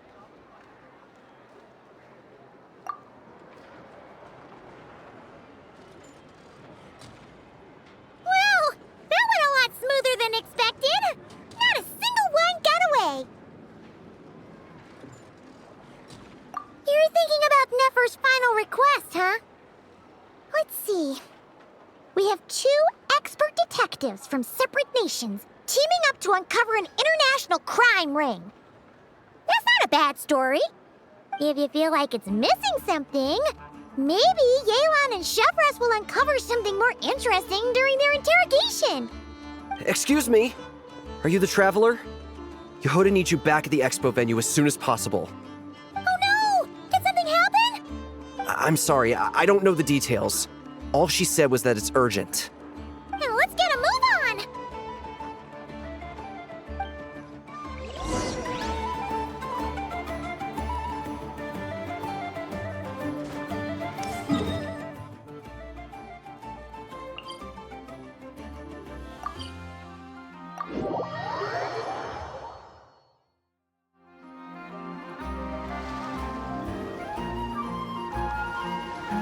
Either I throw the guild under the bus, or I get on the bad side of a terrifying merc captain.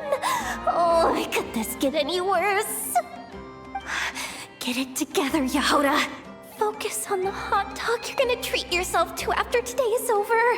One thing at a time. All right. You've got this. Let's try not to get too worked up, all right? Don't worry, we'll get to the bottom of this. I swear. What happened? You're here. Please, you've got to help me, Traveler. A theft at the expo is gonna ruin the guild's reputation. A theft? How did that happen? You're asking me! The guild has people keeping watch over the storage area for this exact reason. And it just had to happen to one of the scariest people here. Beto? Wait, that means...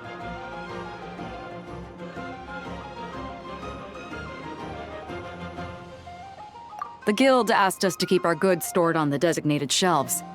I had a few prototypes that I was using for demonstration, which I had stored there.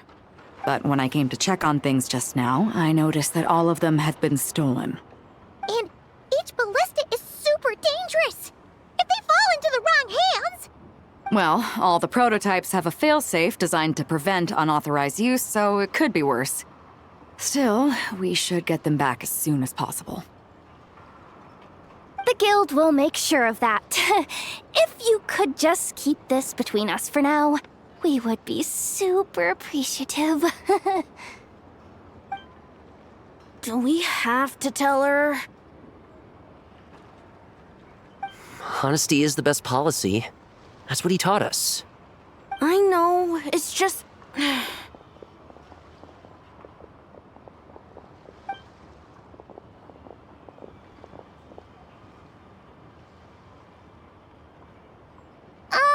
Miss Yehuda... What are you three doing here? There's something you want to tell me, isn't there? Well, Neb's been obsessed with the ballistas ever since we got here. That's why Uncle Ashvapati told us to come see your booth. It seemed like he was interested in them too, because he even told us what parameters to ask about. Ever since this morning, we haven't been able to reach him. We wanted to ask Miss Yehuda for help, but then we heard about the ballistas being stolen. And? I don't think Uncle Ashvapati would do something like that, but... Ashvapati works for the guild. He has access to the storage warehouse, so he could get inside without the guards getting suspicious. Wait, so now it's an inside job? Oh, jeez! The guild is never gonna recover from this! He made those toys the kids were selling, right? They don't look like much on the outside, but I bet they're hiding some serious tech. If he's a tech guy, those fail-safes I mentioned might not have our backs after all. So, this just went from bad to worse. Oh, uh-oh.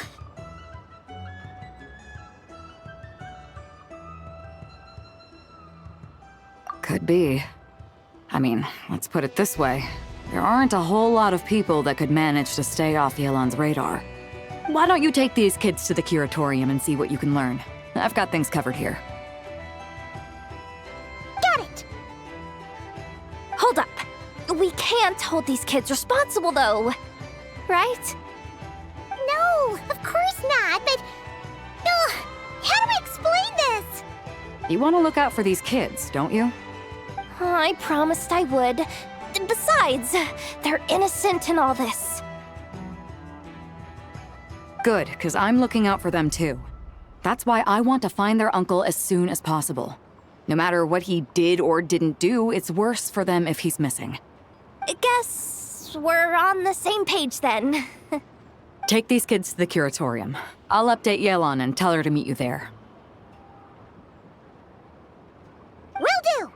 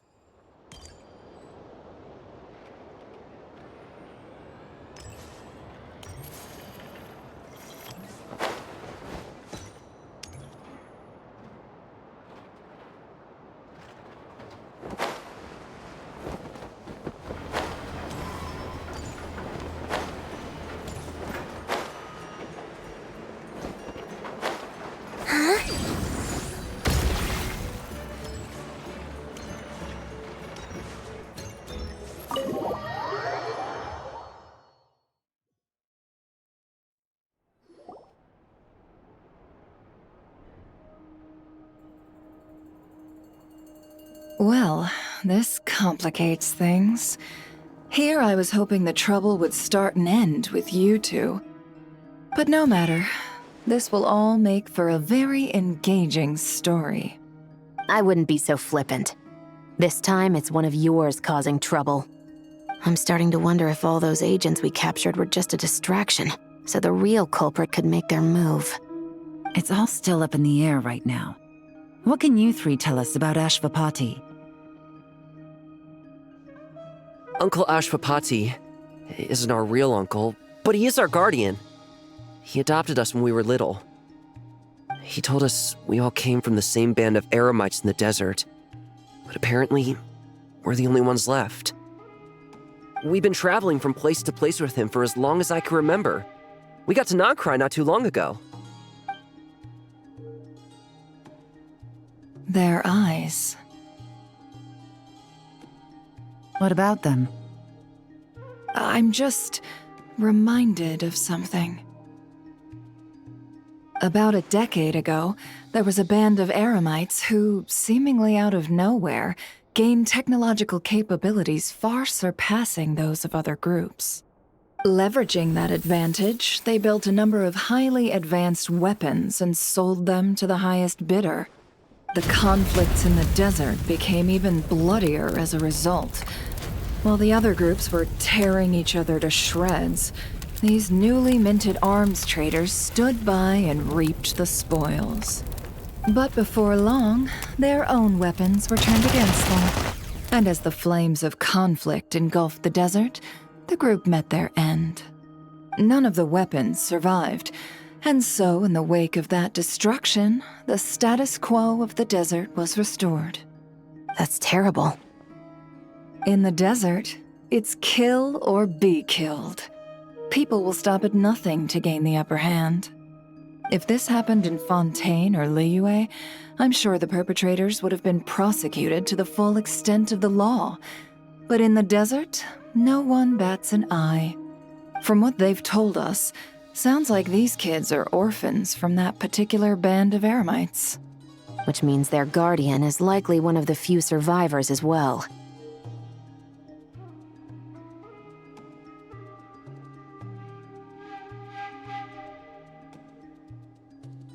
Sounds like it. No! Uncle Ashvapati would never do something like that! No matter what happened back then, I know one thing for sure.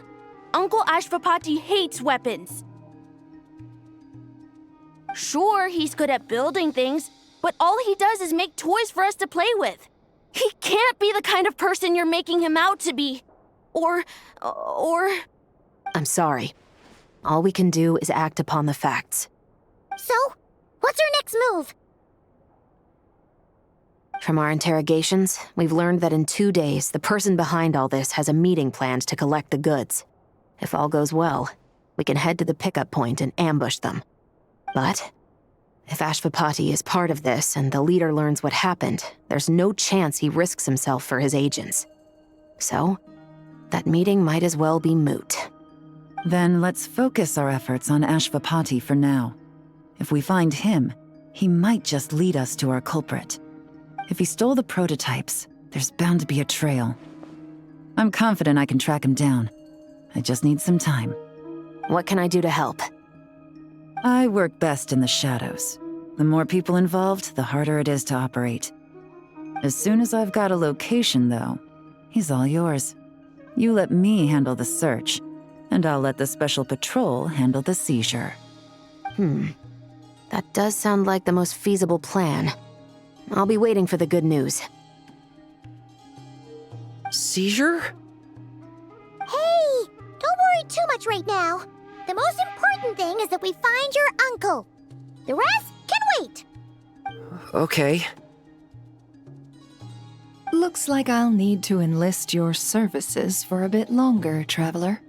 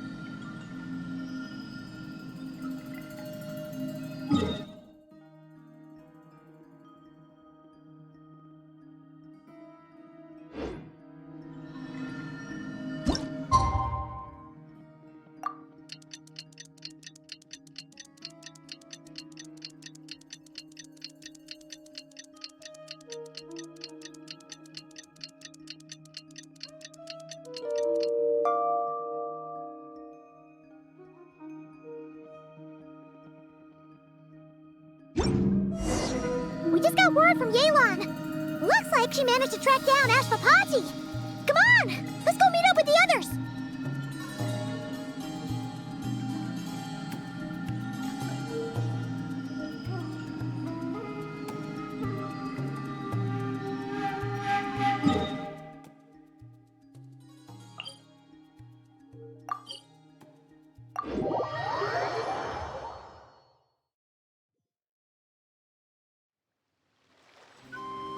A moonlit night for all.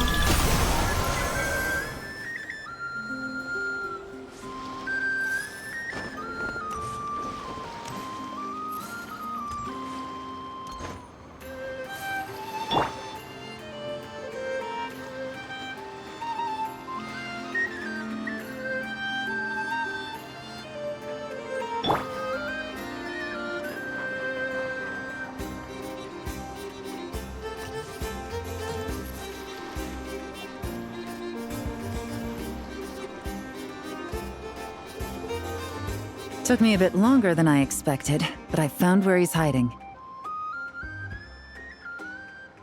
Let me just be sure of one thing. We're dealing with someone who has extremely dangerous weaponry in his hands. If it comes to it, are you prepared to handle the worst-case scenario? Absolutely. You just need to trust us, just like we trusted you earlier. Yeah, we've got this. My crew's already locked and loaded. I'll take you at your word. I know you said you wanted to keep this operation small, but I still thought you could use some backup. So, I chose a few promising young Spina members to help out. Clarand and I have got things covered at the expo. Yes, we're ready to roll then. Now that you're here, I guess we can get this show on the road.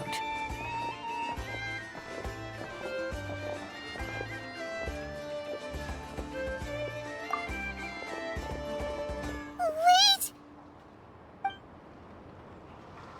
I'm sorry, you can't come with us.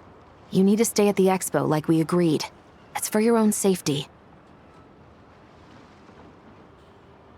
We know. It's just... Do you really think Uncle Ashvapati is working for the bad guys? I wish I could answer that question, but it would just be speculation. And I work based off evidence.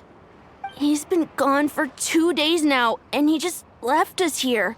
He's never done that before. Maybe he really is working for those people and was afraid of getting caught. But if that's true, then that means he must have been involved in making and selling weapons in the past too. Wouldn't that make him a bad person? That's not for us to say. Take a look around the expo. There are plenty of other people making and selling weapons.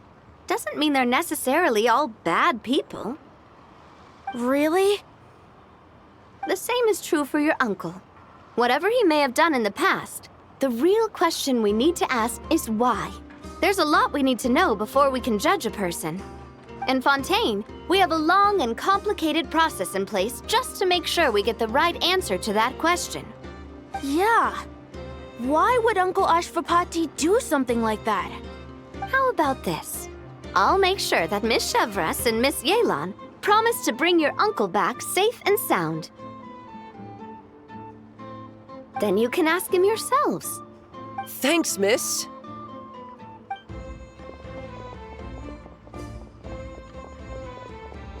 This situation is complicated and unpredictable. Isn't it a bit early to be making those kinds of promises? It's all right. We're prepared for whatever we might face. Regardless, it's a promise we have to keep. After all, when the children get their answer, it will shape their understanding of what justice means. Then, let's all do our part to make sure this ends as well as it possibly can.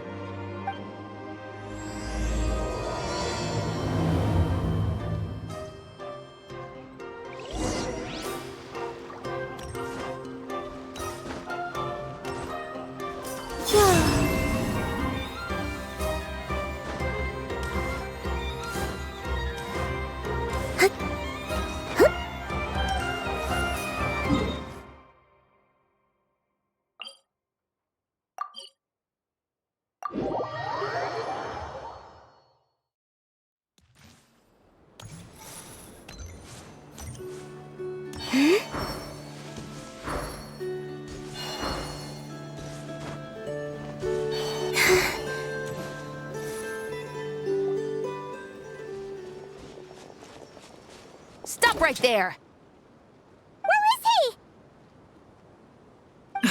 We missed him. Looks like he left behind plenty of evidence, though. Search the area. Let's see if we can find a lead.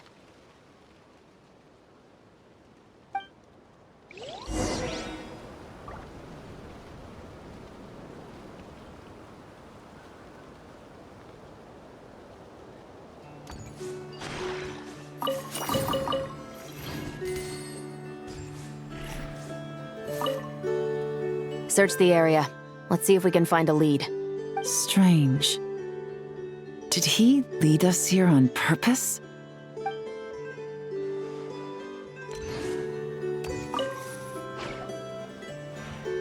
These records look suspiciously familiar.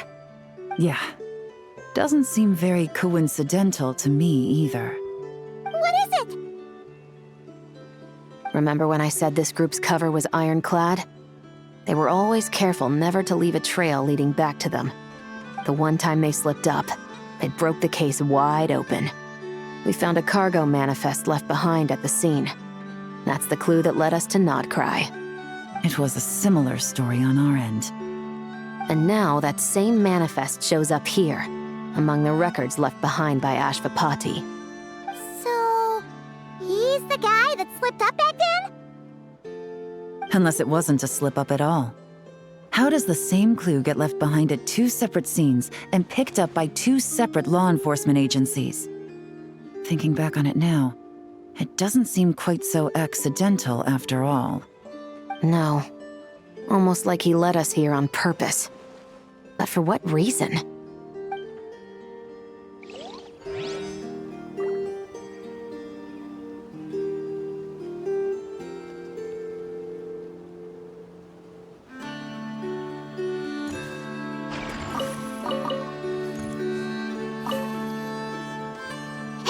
There's a letter here!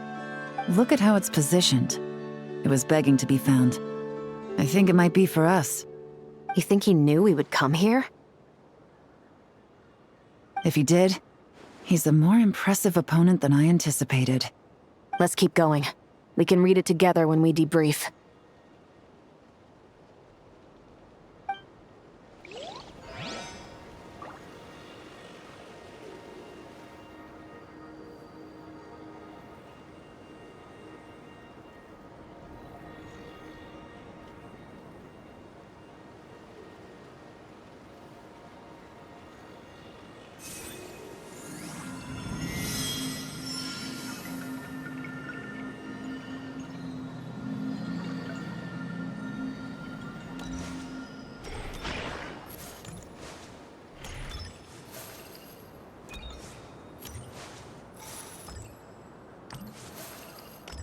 Search the area.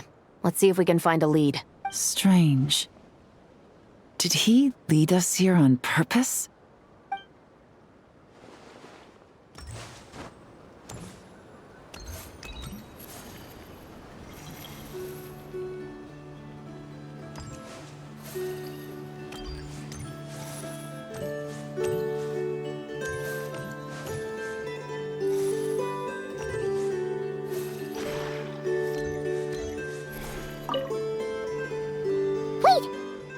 Is this what Paimon thinks it is? It's the display model that goes with the prototype. Guess that does make him our thief. What's worse is that, with his technical background, I bet he managed to bypass the security features on the prototype. You're saying our guy has a battle-ready ballista in his possession, just waiting to be unleashed? Oh, this isn't looking good. Something isn't adding up. All the evidence suggests that he was here alone. Which begs the question, why would he unlock the ballista's features before even meeting up with his boss? That's a question for another time. We need to focus on where he's going next. This situation seems more complicated than we imagined. It looks like Ashvapati does have a connection to our criminal gang, but it might not be what we thought at first. You don't think he's working for them? Unlikely. He lured us to Nodcry, prepared those weapons on his own, deliberately put us on his trail. This is looking more and more like the work of an independent actor. Well, if we want to get to the bottom of this, he's still our best lead.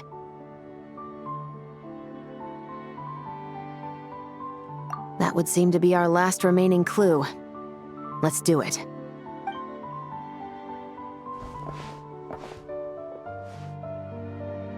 To the officers of the Special Security and Surveillance Patrol and the Liyue Qixing, you certainly live up to your reputation. Within a single day, you were able to eliminate over half of the gang's forces. I appreciate the effort. I doubt my secret hiding spot will be a secret much longer. So I suppose it's my turn to throw my hat in the ring. I'm just glad I no longer have to run. So, before my day in court is upon me, allow me to confess to my crimes.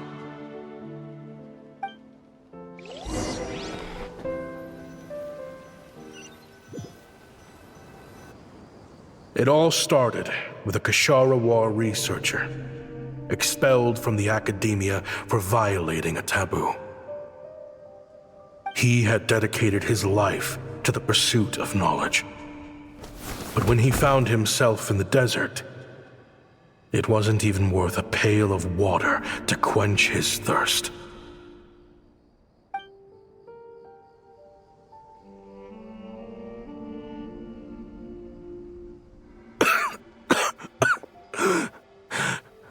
Could you spare some water? I'm a Kashara War researcher. If you need something, I could. Researchers like you are a dime a dozen. Smart as a whip until you find yourself in the desert. Then, you're lucky to survive the night. Are you mocking me? No, son. Just still trying to figure out why I've got such a soft spot for strays like you. Here, give me your canteen.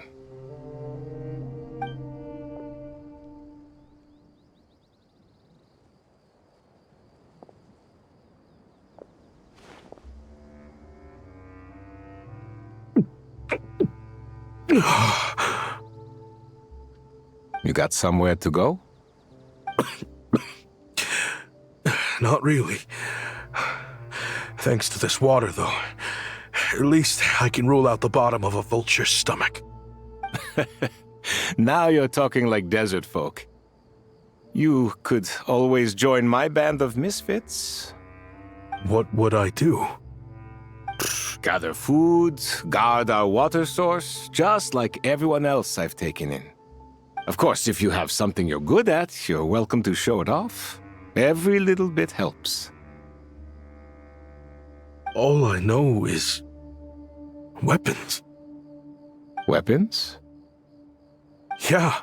I love studying them. Big and powerful ones, small and deadly ones, old ones, new ones. I believe the essence of Kashara War research is embodied in weaponry, and the pursuit of this kind of technology is what pushes the world forward. My lifelong goal has always been to become a foremost expert on all kinds of weapons, so I can invent even more advanced ones. So I might have borrowed a few sensitive techs without permission, but you see the vision, right? The higher-ups in the academia just didn't understand. The academia could have 1,001 reasons for exiling you out here, and it still wouldn't matter to me, son. All I care about is what this specialty of yours can do for us. I can help upgrade your weaponry. That should come in handy in a dangerous place like the desert, surely. True, weapons are essential to life here in the desert. Most folks get them when merchants happen to pass through. But when it comes to protecting the people here, this scimitar in my hand is more than enough. The kind of weapons you're talking about are overkill for a place like this. Overkill? Really?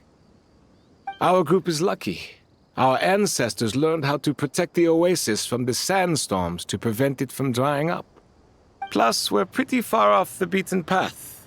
helps us avoid conflict with other bands of Eremites.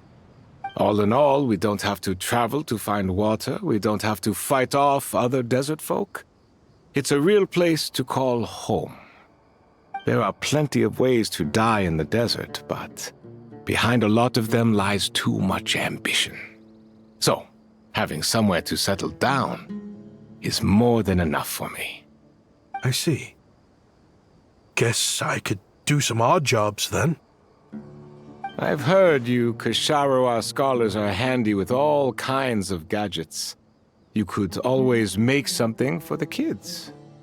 You mean, like, toys? Yes, if you wouldn't mind. It'll give them something to do. Life can get boring out here. All right, then.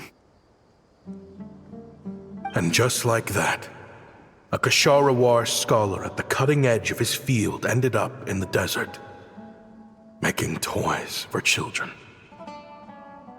It got boring from time to time, but all in all, those days were quite pleasant. The Eremites accepted me as one of their own, and all the children loved me. Looking back now, I wish I could have lived like that until the end of my days. But then, those despicable people showed up, and it changed everything. Don't rush me. These materials are in short supply. Oh, they've got a lot of nerve showing their faces back here. Send the gem? It has been a while. Well, we have a right to this oasis too. Our ancestors were part of the group that discovered it. You hated this place. After that giant sandstorm when everyone else was trying to figure out how to help, you got out of Dodge the first chance you could get. Because I knew better than to be stubborn. Stay in one place too long around here, and it might just be your grave. You abandoned this place. If we'd done the same, the oasis wouldn't even exist anymore. You gave up your right to be here a long time ago. I heard they joined another band of Eremites after leaving us, but got kicked out. I bet they're only crawling back to us now because they've got nowhere else to go. Chief, should we drive him off? I'd like to see you try. I'm warning you. You won't get rid of us that easily. Leave them be. This oasis has always been big enough to sustain more than one group of people. It's not worth spilling blood over. All that matters is keeping the people here safe. At the time, I didn't think much of it. Just Chaim Wazet being the kind-hearted man he always had been. And so, normal life continued, much unchanged. Well, mostly. You can take the scholar out of the academia, but putting your life's work behind you is easier said than done. I often found myself flipping through my collection of blueprints and sketches. The ruin drakes scattered around Sumeru were of particular interest to me. As far as I knew, no one had been able to analyze or reproduce the technology within those mechanisms. But I was able to design a kind of lure to bait them into attacking a specific target, in effect, turning them into a weapon. Somehow, the new arrivals at the oasis must have caught wind of it, because they soon started taking an interest in me. Hope you don't mind me asking, but is that a weapon you're researching? I do mind, actually. It's none of your business. Rumor is you used to be a researcher at the academia. All that knowledge going to waste out here in the sticks. What a shame. What do you want? I want to team up. The rules and red tape that got you kicked out of the academia, they don't exist in the desert. You could take this research to the next level. As things stand, all you've got is a blueprint and a pipe dream. But what if you had access to the right funds and materials? What are you suggesting? Me and my men can get you what you need. In return, all you gotta do is bring this sketch to life. We've always had a good eye for business. Just never the right product. But this thing right here, the different bands of Eremites are gonna shell out Mora left and right to get their hands on it. You want to sell it? It's a win-win. You provide the goods, and I earn enough Mora from these people to fund the research of your dreams. I don't know. I understand what you're worried about, but listen, it won't come back to bite the people here. These people don't think bigger than this place. They don't get involved in conflict. I mean, come on. Their biggest enemy is the weather. You've made a bad name for yourself around here. I don't want any part in this. Well, it's your choice. But it could be the last meaningful choice you ever get in life. So I'll ask you again. Do you want to finally develop the weapons you've been dreaming of and realize your academic ambitions? Or do you want to stay here building toys for kids? How I wish I'd made the right choice back then. Yeah, we increased our prices. What about it? You gonna back out? So, you're really as money hungry as they all say, huh? Cash is king. That's just business. Fine. I'm done. I want out. What are you talking about? We're making bank here. I know what the weapons have been used for, and I refuse to be an accomplice to all this any longer. An accomplice? Listen, that's got nothing to do with us. People would be at each other's throats with or without our weapons. So they die to a machine instead of a scimitar. What difference does it make? Can't you sell more than just weapons? Surely this can't be all the Eremites are interested in buying. If you want to make the big Mora, you gotta push what sells. That's just how it is. And that right there is why I want out. Fine. I've made more than enough to leave this dump in the dust anyway. If you want out so bad, have it your way. What was that?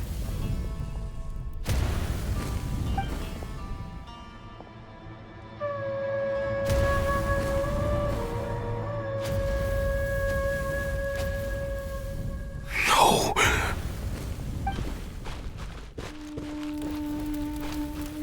Kaem was it.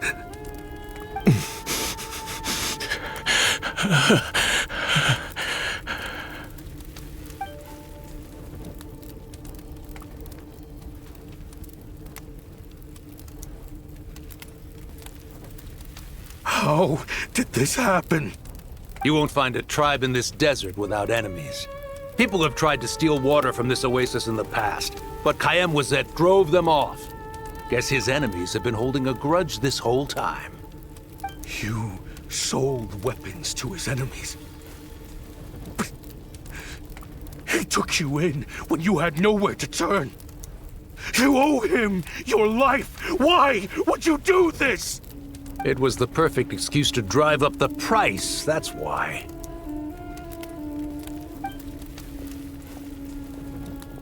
It was only later that I found out. This wasn't the first time Senegem and his men had turned around and stabbed their allies in the back. Let's just say there was a good reason they had nowhere else to turn back then. I didn't chase after them or try to hold them accountable. In that moment, all I could think about was saving as many people as I could in a desperate attempt to atone for my sins.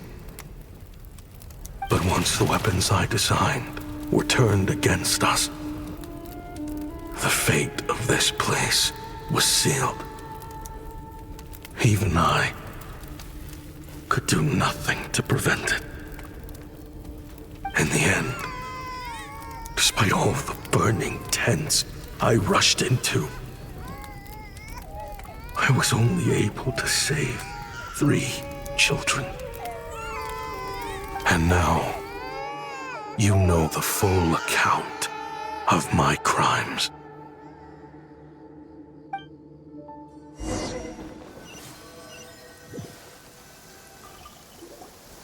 I've been raising them ever since, while attempting to hunt down the men who made them orphans in the first place. This confession is for the kids to read, too. So, I hope you'll pass it along to them. They deserve to know the full truth of what happened. I know I'm in no position to make requests, but please, help them find loving parents to take them in. Above all else, they deserve a true family. Back then, I failed to see this through to the end. But I won't make that mistake again. Jeez, if this is true... He's after the same target as us. And he's out for revenge. He even lured us to Nodcry to help him get it. I think I know what he's planning to do with those ballistas now. If I'm right, this doesn't bode well. Then we need to find him ASAP! It sounds like he's about to do something super dangerous. But we promised the kids we'd bring him back safe. I can't just let him get rid of our target either. This crime ring runs deep. There are still many other conspirators we need to track down.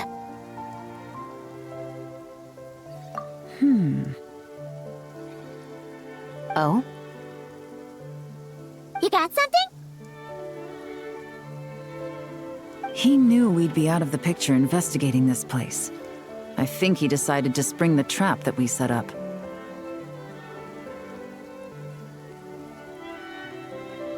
Oh, snap. He's not working for them, so our original plan could have worked all along. The meeting will be happening any time now. Quick, we need to head to the rendezvous point.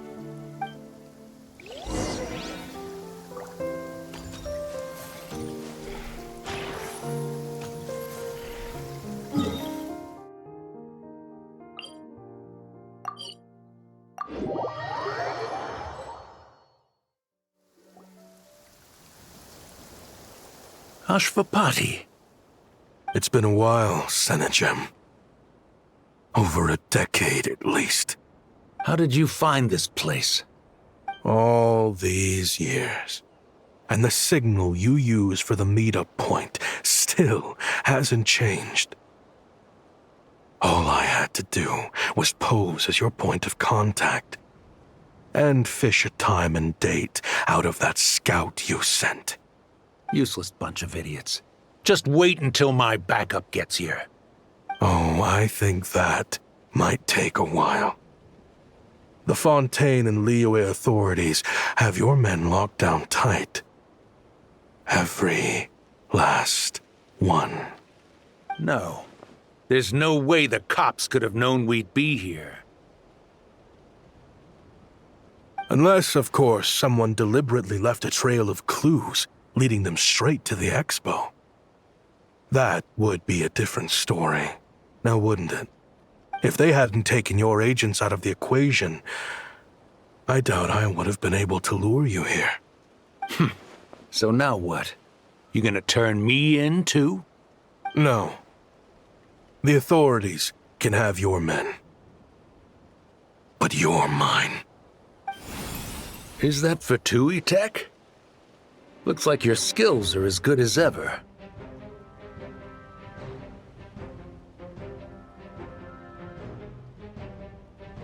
Listen, I know you're mad that I've been racking up Mora without you all these years, but it looks like you still got it. If you want back in, we can work something out. After everything that happened, what makes you think I would want back in? Because what's the alternative? You're not here for revenge, are you? After Kayemwazet took you in, you really convinced yourself you were one of them, huh? What you should have learned is that banking on loyalty and belonging is a losing hand. Better to cash out before you're in the hole. In the desert, my people live by one rule and one rule alone. The last laugh doesn't go to the righteous. It belongs to the one who knows how to cut their losses. Just look at me. When there's more to be earned in the desert, I'm a desert folk. When the opportunities in Fontaine are sweeter, I'm a Fontanian. You think everyone is as much of a lowlife as you? A lowlife? There's nothing Mora can't buy, Ashvapati. That includes prestige. You're talking to a renowned Fontanian philanthropist who lives in the Vasari Passage and spends his days going from one grand banquet to the next. Nobody who counts would dare call me a lowlife. Are you done? Clearly there's no reasoning with you. Fine. Have it your way. But if you want me dead so bad, why'd you come to face me alone? That wasn't the wisest decision now, was it? Oh, don't you worry. I brought plenty of firepower with me. You could have brought a whole army for all I care. These weapons will bury every last one of you!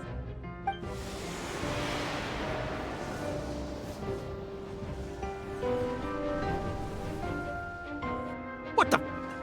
Are you crazy? If that thing fires, you're not getting out of here alive either. Yes, that's the plan. It's high time both of us paid the price for our sins! He's lost his mind. Get him! Start breaking his bones until he removes this barrier. Hold it right there, all of you!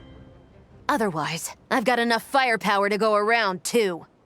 The Maison Gardiennage! You got here sooner than I expected. Hey!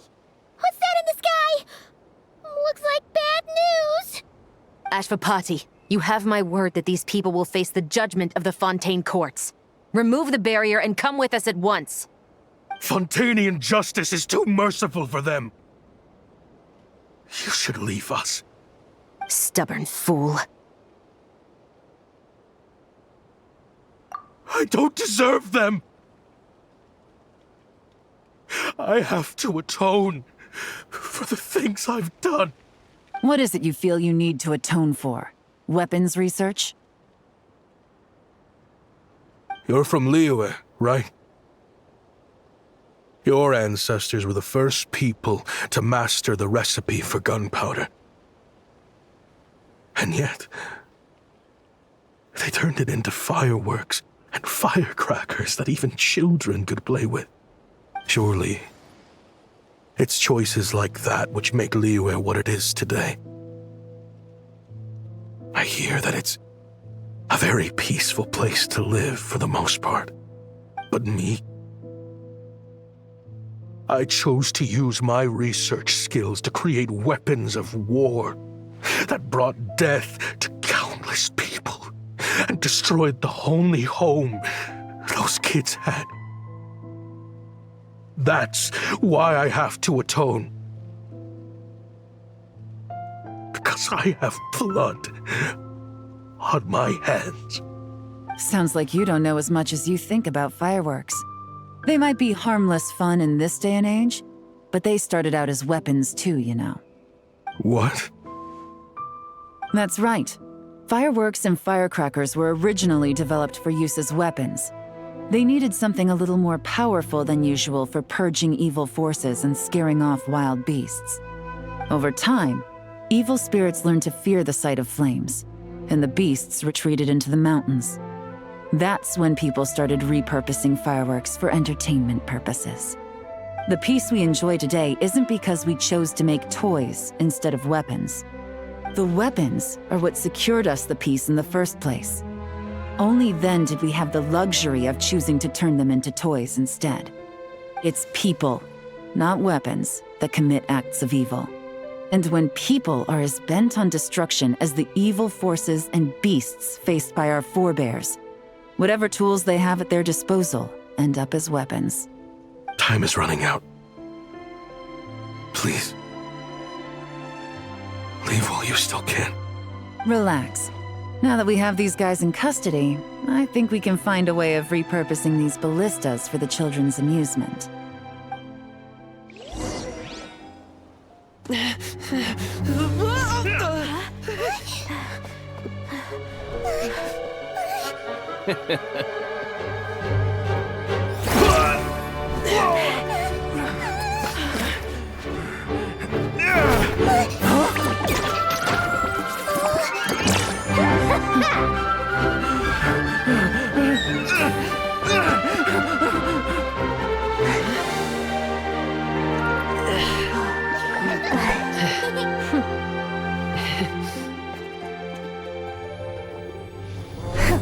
I knew they were looking for trouble, but they messed with the wrong manager.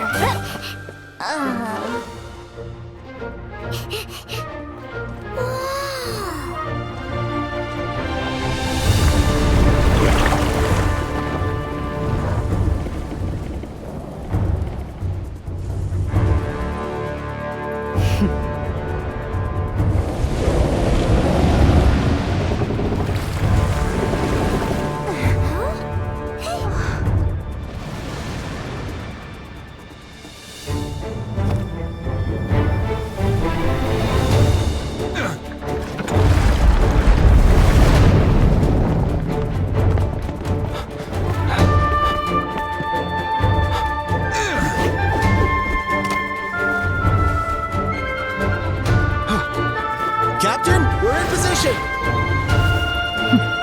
Prepare to intercept! On my signal!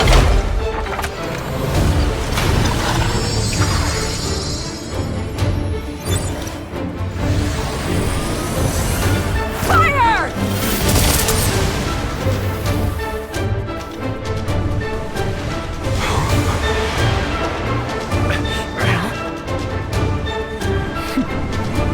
But how?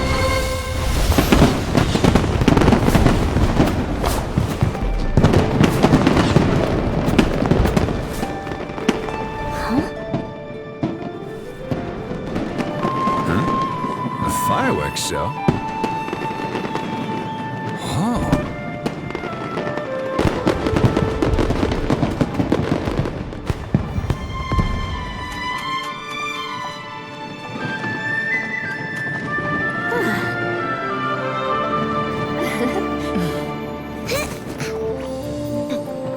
Recording mode on. Has this always been part of the show?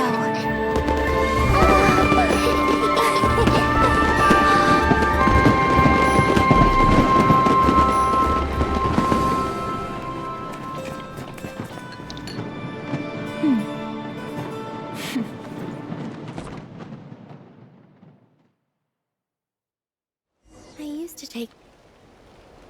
No funny business! I never imagined the Guizhong ballista could be used for something so beautiful. If you'll agree to come with us and answer some questions, it would be a big help to our investigation. Of course. You'll have my full cooperation. I know I'm guilty. Just not sure of the precise crime at this point. Honestly, me neither. I'm sure a case like yours would have Fontaine's top legal experts scratching their heads. As for these arms dealers, though, I can confidently say that none of them will be getting away with this. So at least you can take some solace in that. I know. There's no sentence the court can give them that will satisfy you. But at least the trial will be a public declaration of their crimes and the punishment they will receive. The victims deserve that much, considering the alternative was them dying in obscurity to a revenge killing with no one left behind to tell the story. This looks more like real justice to me. I guess you're right.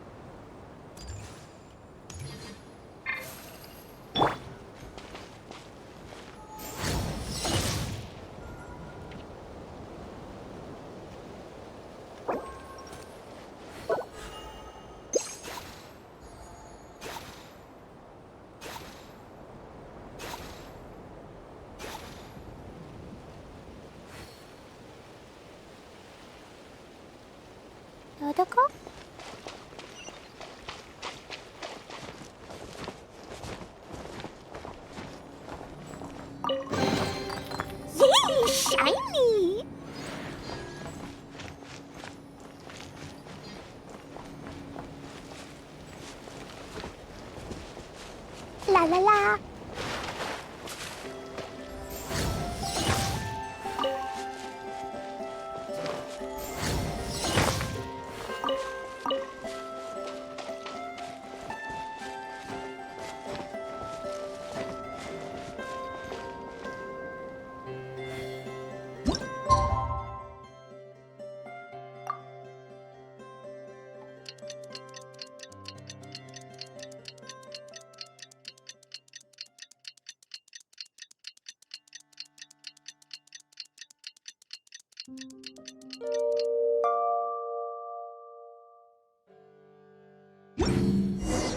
What do you think they did with Ashvapati in the end?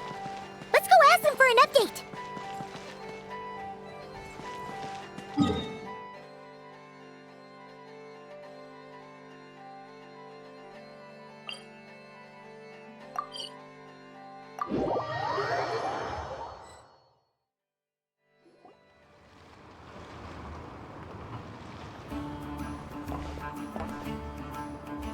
Great! Everyone's in one place! Now that we are on the other side of this incident, I suggest we put any remaining questions to rest here and now. The Voynich Guild won't be responsible for any disputes remaining after this meeting. Understood.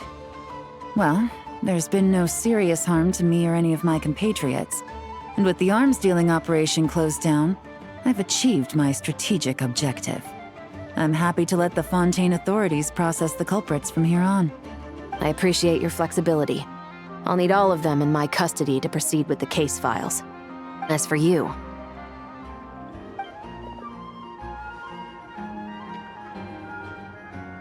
Given your association with the Voynich Guild, I suspect the boss of the Curatorium might raise some objections if I insisted on bringing you into custody as well.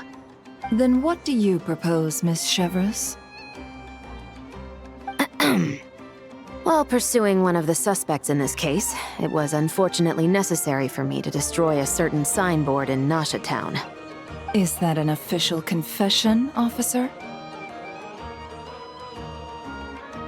What I'm suggesting is that I don't file charges against Ashvapati.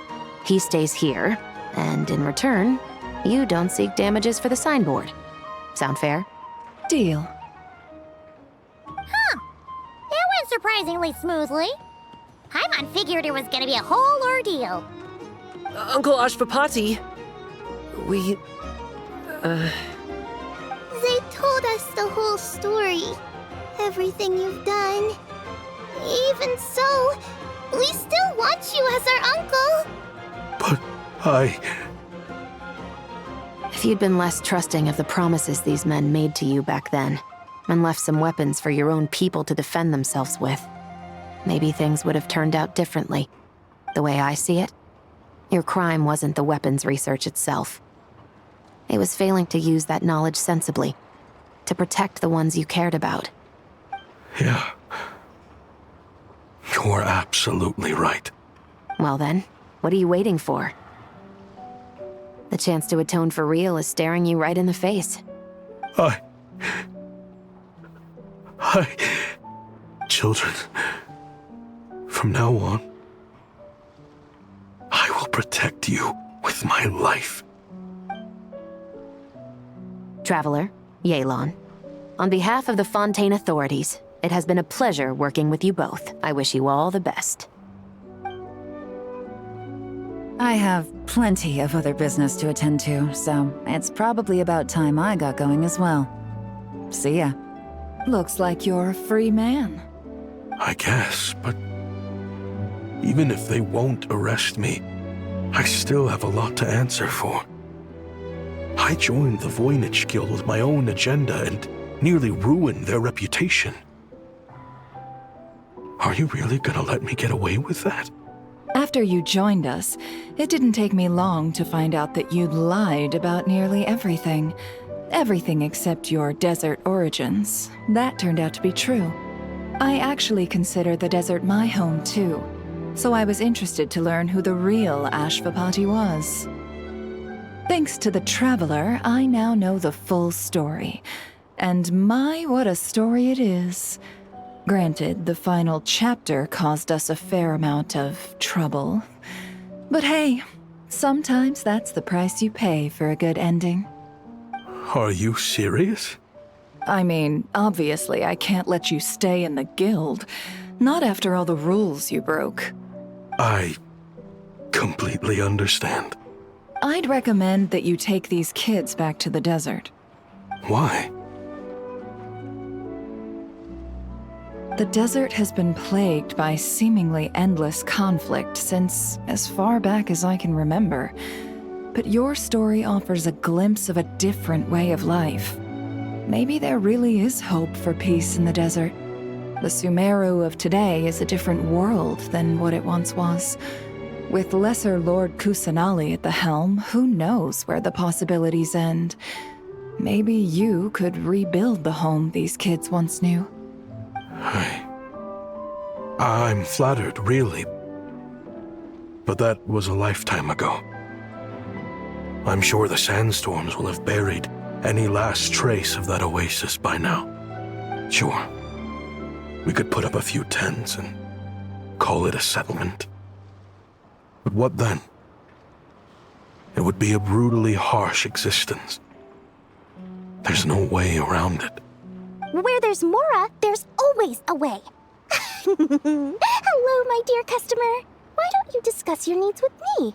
If you can dream it, you can buy it. So Mora is the answer, huh? All right. Say I wanted to buy a hometown for these children. You telling me I can buy that from you? Don't take her so literally. She's just doing her sales pitch. Sure can. Huh? Ta-da! I present to you one magical gemstone created by none other than the renowned mage Alice herself.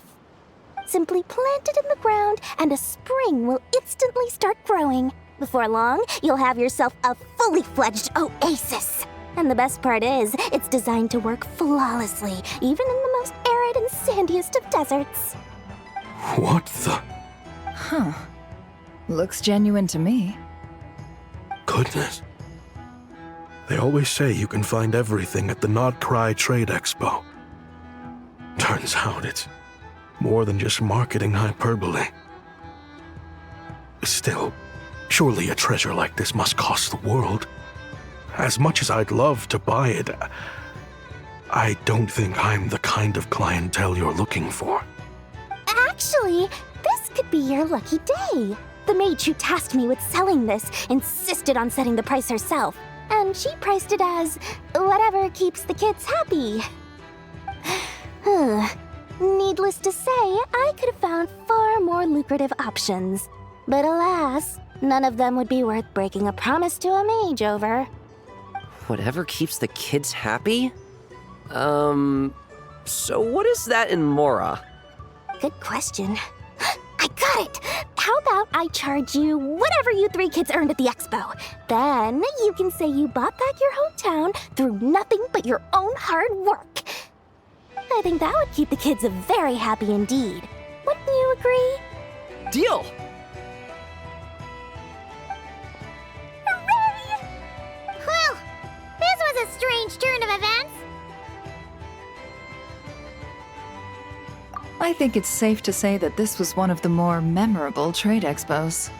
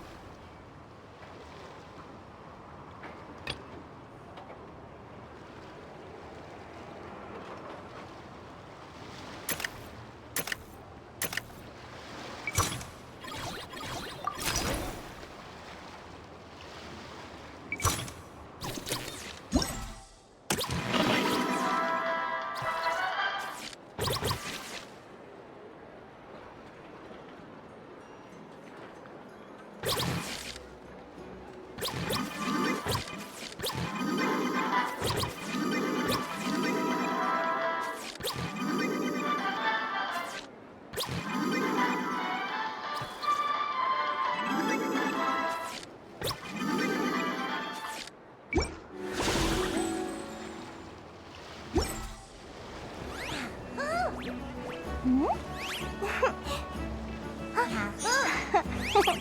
Yeah.